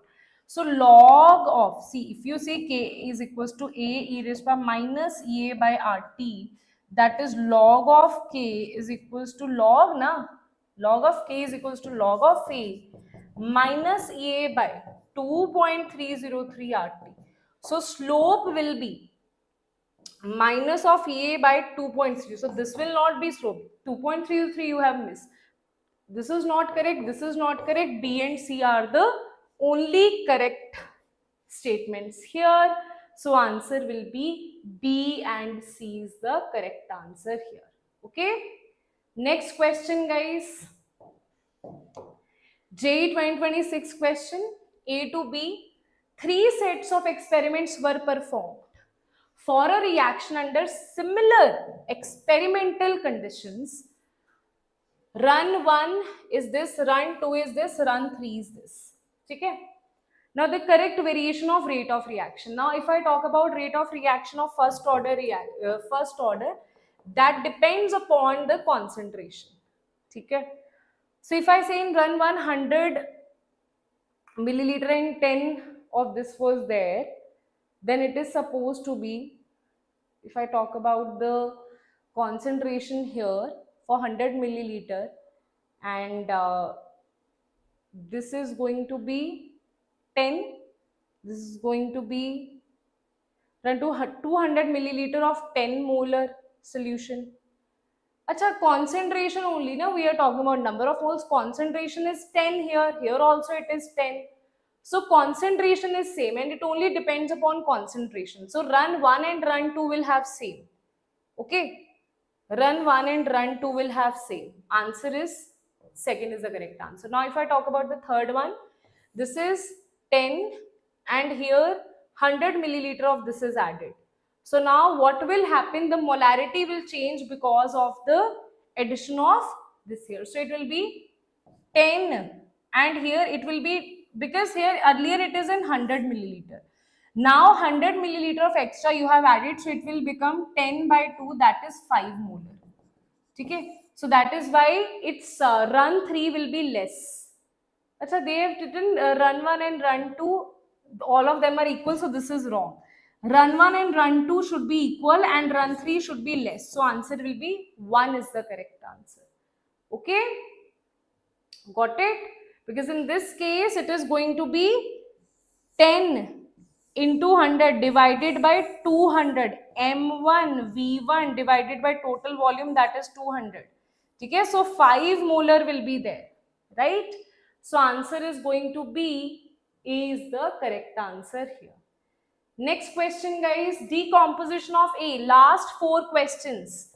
Decomposition of A in the first order reaction and given by A to B is this. Decomposition of A in the first order reaction they have given. In a closed 1 liter vessel, 1 bar of A is allowed to decompose at T Kelvin. After 100 minutes, the total pressure was this. What is the rate constant of the reaction? See, firstly, it is a first order reaction. That means it only depends upon A. That means R is equals to K A raised to power 1. Okay? First is this thing. In a closed vessel, 1 bar Ag is allowed to decompose. That means decompose means reactant is getting consumed. After 100 minutes, total pressure was 1.5 bar. What is the rate constant? Okay. So it's a first order reaction. So how we will solve it? Let's see. This is the equation. So we are saying after time t, that is going to be 100 minutes, pressure of A left will be, now if I see this is 1, this is 0, this is 0, this will be 1 minus x, this is x, this is x. Okay, so pressure of A left will be 1 minus x, pressure of B found will be x, pressure of C will be x. Total pressure is 1 minus x plus x plus x, that is 1 plus x, and total pressure, that is 1 plus x, is given to you, that is after this total pressure is 1.5 bar, right? So you can calculate the value of x from here, that is 0.5, right? Now you can see what is the partial pressure of A, that is 1 minus 0.5, that is 0.5. Okay? Now initial pressure is 1 and final pressure is 0.5 of A, because it's a first order reaction. Now you can solve it. They have given the time to be 100. Okay? So you'll put, if they have given, they have asked you to answer it in terms of per minute. Okay? Then you need not to convert time into seconds, just put time in minutes only, right? So I have put time in minutes only because I don't need to convert it into seconds, right? Then initial is 1, final is 0.5. That's how you solve your answer. Have everything, right? Okay? Tell me. Clear? So that was like a little bit of equilibrium we have used. Not equilibrium, yes, the way we solve the questions of equilibrium, that we have used a little bit. Half-life of zinc is 248 days. After x days, 75 of original cavity remain. The value of x days is what? Let's see. See, so they are saying that half-life is equals to, for first order reaction, have they explained? After this original activity remained, semi-original activity remained. Now, this is telling you that this is first order reaction. Why? Because 75% of original activity remained after x days also. Okay? The value of x days is what? Right? So let's see, half-life period is ln by k. So we know ln of 2. We can calculate the value of k from here. K will be calculated here. Now we know that t is equals to 1 by k ln of a naught by 80, and they have given a naught by 80 whenever 75%. So a naught you will take it as 100, 80 you will take it as 75% of original activity remained, that is 75. Okay? So it will be 100 by 75, that is, you can just write it here. Instead of doing it in, if percentage is given, solve it in percentage. This is 100 by 75. Okay? This is what you will do. So it will be, if I talk about 25, it will be 3 and this will be 4. 25, 4 is 100, 25, 3 is 75. Okay, so A naught by 80, you know, that is 4 by 3. And instead of using this formula, we'll use this formula, right? Instead of using this formula, we'll use K is equals to, this will be 0.693 divided by 245. Okay, that we will use. Okay, instead of using this formula here, I'll not use this formula here because it is like too much of essay he doing, right? T half is equals to 0.693 divided by K. So K is equals to 0.693 divided by T half. So if it is all given in per days, the value of X in days only, so I'll just put it here. 0.693 divided by 245. I will not even solve this. K is equals to, now they are asking you, they are asking you the time only here. So I'll solve the time in days. So T is equals to, so firstly, so I'll solve this here, not like this. Wait a minute. I'll solve this here as A naught, right? So 75% remained means what? Remained means A naught is 100. Whenever percentage is given, 80 remained means 75. Now I will see that T is equals to 2.303 by K log of A naught by 80 is A naught by 80. That is nothing but, if you solve this here, A naught by 80, that is 100 by 75, that is 4 by 3. So we'll see, just put it here. T is equals to 2.303. K is what? 0.693. This is 245. This is log of 4 minus log of 3. Right? 2 raised to, that is 2 into log of 2 minus log of 3. And you will solve this value and you will get your answer in days. Okay? Okay? This solve, you will solve and you will get your answer in days, right? And that's how you will have your answer here. This is all like keeping it very, very lengthy, right? Log of 3, log of 2, you can just directly use here as well. Okay? You don't need to do all of this. So answer I'll write 101 day you will get. That means 102 days. After solving this value here, you will get 102 days approximately. Okay? Okay. Chalo. Next question is, for the thermal decomposition of reactant, the following plot is constructed. Okay, the half-life of the reaction is X minutes. We are asking you half-life. Quite simple. Half of the reaction, when the half of the reactant, this is thermal decomposition of AB. Okay, so you have to see when half of this is there, right? You can also do one thing here. If you calculate the value of K here, because half I can't calculate directly. If I calculate the value of K is equals to 2.303 divided by time. Let's say I am taking the time to be 100. Okay, divided by time. Let's say, because they have asked me in minutes. This is given in seconds. So I'll firstly calculate it in seconds and then convert it into minutes. So this is 100 log of A naught. For this A naught, initially when time is 0, it is 0.6. When time is 100, it is 0.55. Okay, so you will solve this. From this you will have the value of K. Then you will say T half is equals to 0.693, right, divided by K. So you'll put the value of K here, you will have it in seconds, you will convert it into per second. Okay, that's it what you do here. Oi hoy. Ban.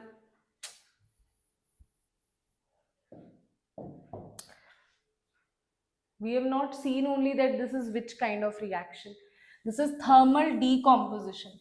and decomposition reactions are always zero order.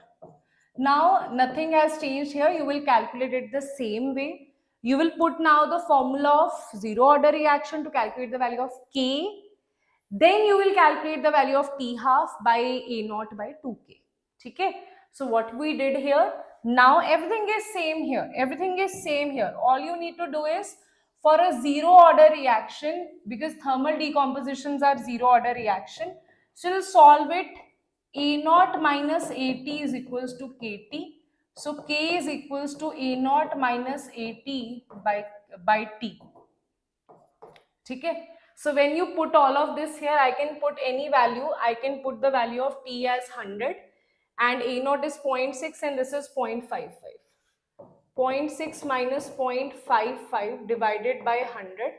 This you will get the K value in per minute is 5 into 10 raised to power minus 4 per minute. I am not solving it. I am just telling you which formula to use here, right? Now the value of T half you will put here. The value of T half is what? T half is A naught by 2K. K you have solved here. A naught you can take anything here, right? A naught is what? Initial concentration when the time is 0 is 0.6, right? So this is 0.6 divided by 2 into 5 into 10 raised to power minus 4. After solving all of this, you will get 600 seconds. Wait a minute. This was given in seconds, na? Oh, this was given in seconds, na? So you will take this as per second. Okay, because this was given in seconds, so this will be per second. This will be second. So now you convert it into minutes, and that will be 10 minutes. And that's how you have your answer here. They have asked you only time, right? They have asked you nothing else, right? Only time is asked. Wait a minute. Nearest integer, therefore x is equal to what they have asked here in minutes. Then to 10 is the correct answer. Hai na? So you can just write it here. 10 is the correct answer here. X is equals to 10. Now let's see the next question here. What we have, the temperature at which rate constants of given below two gases reactions become equal is what? K1 is given, K2 is given, right? Temperature at which rate constants of these two will become equal. You'll have to equate it. Equate it and solve it. 10 raised to power 6 is equals to e raised to power 30,000 by t is equals to 10 raised to power 4 e raised to power minus 24,000 by t. This will cancel. This will equal 10 raised to power 2. This will go here, e minus of 24000 divided by t plus, it will go here, then it will become plus 3000 by t. That is e raised to power, if you take this is 30 na, this will go here, it will become positive. This is 1 by t, this is 30, if you take 1000 here common, 1000 by t, and this is 20, this is 30 minus 24, that is what? 6. Okay? So 10 raised to power 2 is equals to e raised to power 6000 by t. Now you can also take the exponential here and you solve it, right? Or you can take ln on both sides. If you take log on both sides, you can take ln on both sides. This e will be cancelled. If you take ln here, this ln, this will be cancelled. This will be 6000 divided by 2.303 into t, right? This will be 2, because when you solve the value of log of 10 raised to power 2, that will be 2. Okay, so temperature will be 6000 divided by 2.303 divided by 2. Okay, so this you will solve and you will get your answer here, right?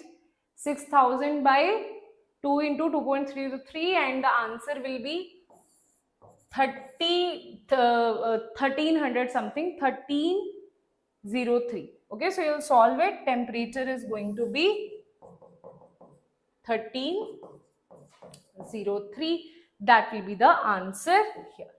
Okay, so we just equated it. That's it. We just equated it. Acha, now let's see the last question here. 100 questions. Century is done, guys. Let's see this. Pre-exponential factor. What is pre-exponential factor? Arrhenius factor, right? They're saying of two different reactions of same order are identical. Two different reaction of same order. We don't know what is the order, but they are identical. Let activation energy of first exceeds the activation energy of second. This is the same kind of question that we have done. First and second. For first exceed the activation energy of second. That means first is greater. Activation energy of first exceed the activation energy of second by 20. That means this is given. If K1 and E2 are rate constant of first and second reaction respectively, okay? They are saying pre-exponential factor A1 is equals to A2. What is the value of ln of k? This is also very simple. You can do it yourself as well. I'll just give you this hint here. See, K1 is equals to A e raised to power minus E1 by RT. Okay. K2 is equals to A e raised to power minus, this is E1. So I'll write it as E1 by RT. This is E2 by RT. When you divide it, I'll have ln of, not ln, K2 by K1 is equals e raised to power minus of E2 by RT divided by this, means this will be positive E1 by RT, right? So you can keep it as e raised to power 1 by RT, or you can say E1 minus E2 by RT. E1 by E2 is 20, so you can say e raised to power 20 by RT. So you can say, if I take ln on both sides, ln of K2 minus K1 will be equals to 20 by RT, right? So now you have to solve it. 20, put the value, okay, 8.3. Acha. Now remember this thing, they have given this in kilojoule. So I have to convert this into kilojoule. So I'll convert it into kilojoule as this. This was in joules. This was in, sorry, kilojoules. This is in joules. Okay, same thing that we have done before. This is 8.3 because it is in joules. This also in joules, and this is 300. Okay, and that's how solving this you will get your answer here. Okay, got it? Tell me, after solving all of that, you will get the answer as answer will be 8.03. That is approximately 8 will be the answer here. Okay, you can say 8 will be the answer here. Tell me, guys, is that clear to all of you or not? Right? Clear? Done? Done? Everyone here? Tell me. Done? Clear? Okay? So that is what we had done in today's class. So all top 100 PYQs, do these PYQs. They are just last, like this attempt, this 2026 Jan attempt PYQs. So it will help you to understand that what kind of questions they ask you and what kind of questions they are asking you, right? I'll provide you with the PDF, right? I'll see that why the PDF has not been uploaded. Otherwise, I'll ask the team in the morning to upload the PDF of part 1, and this is the part 2. Right now, we'll be starting with organic from tomorrow, and I'll take the class at 6 p.m. because in the morning, I don't know if I'll see if it is like, I'll inform you on Telegram. It will be in the morning or the evening. Either it will be morning 12 p.m. or it will be evening 6 or 7 p.m. slot.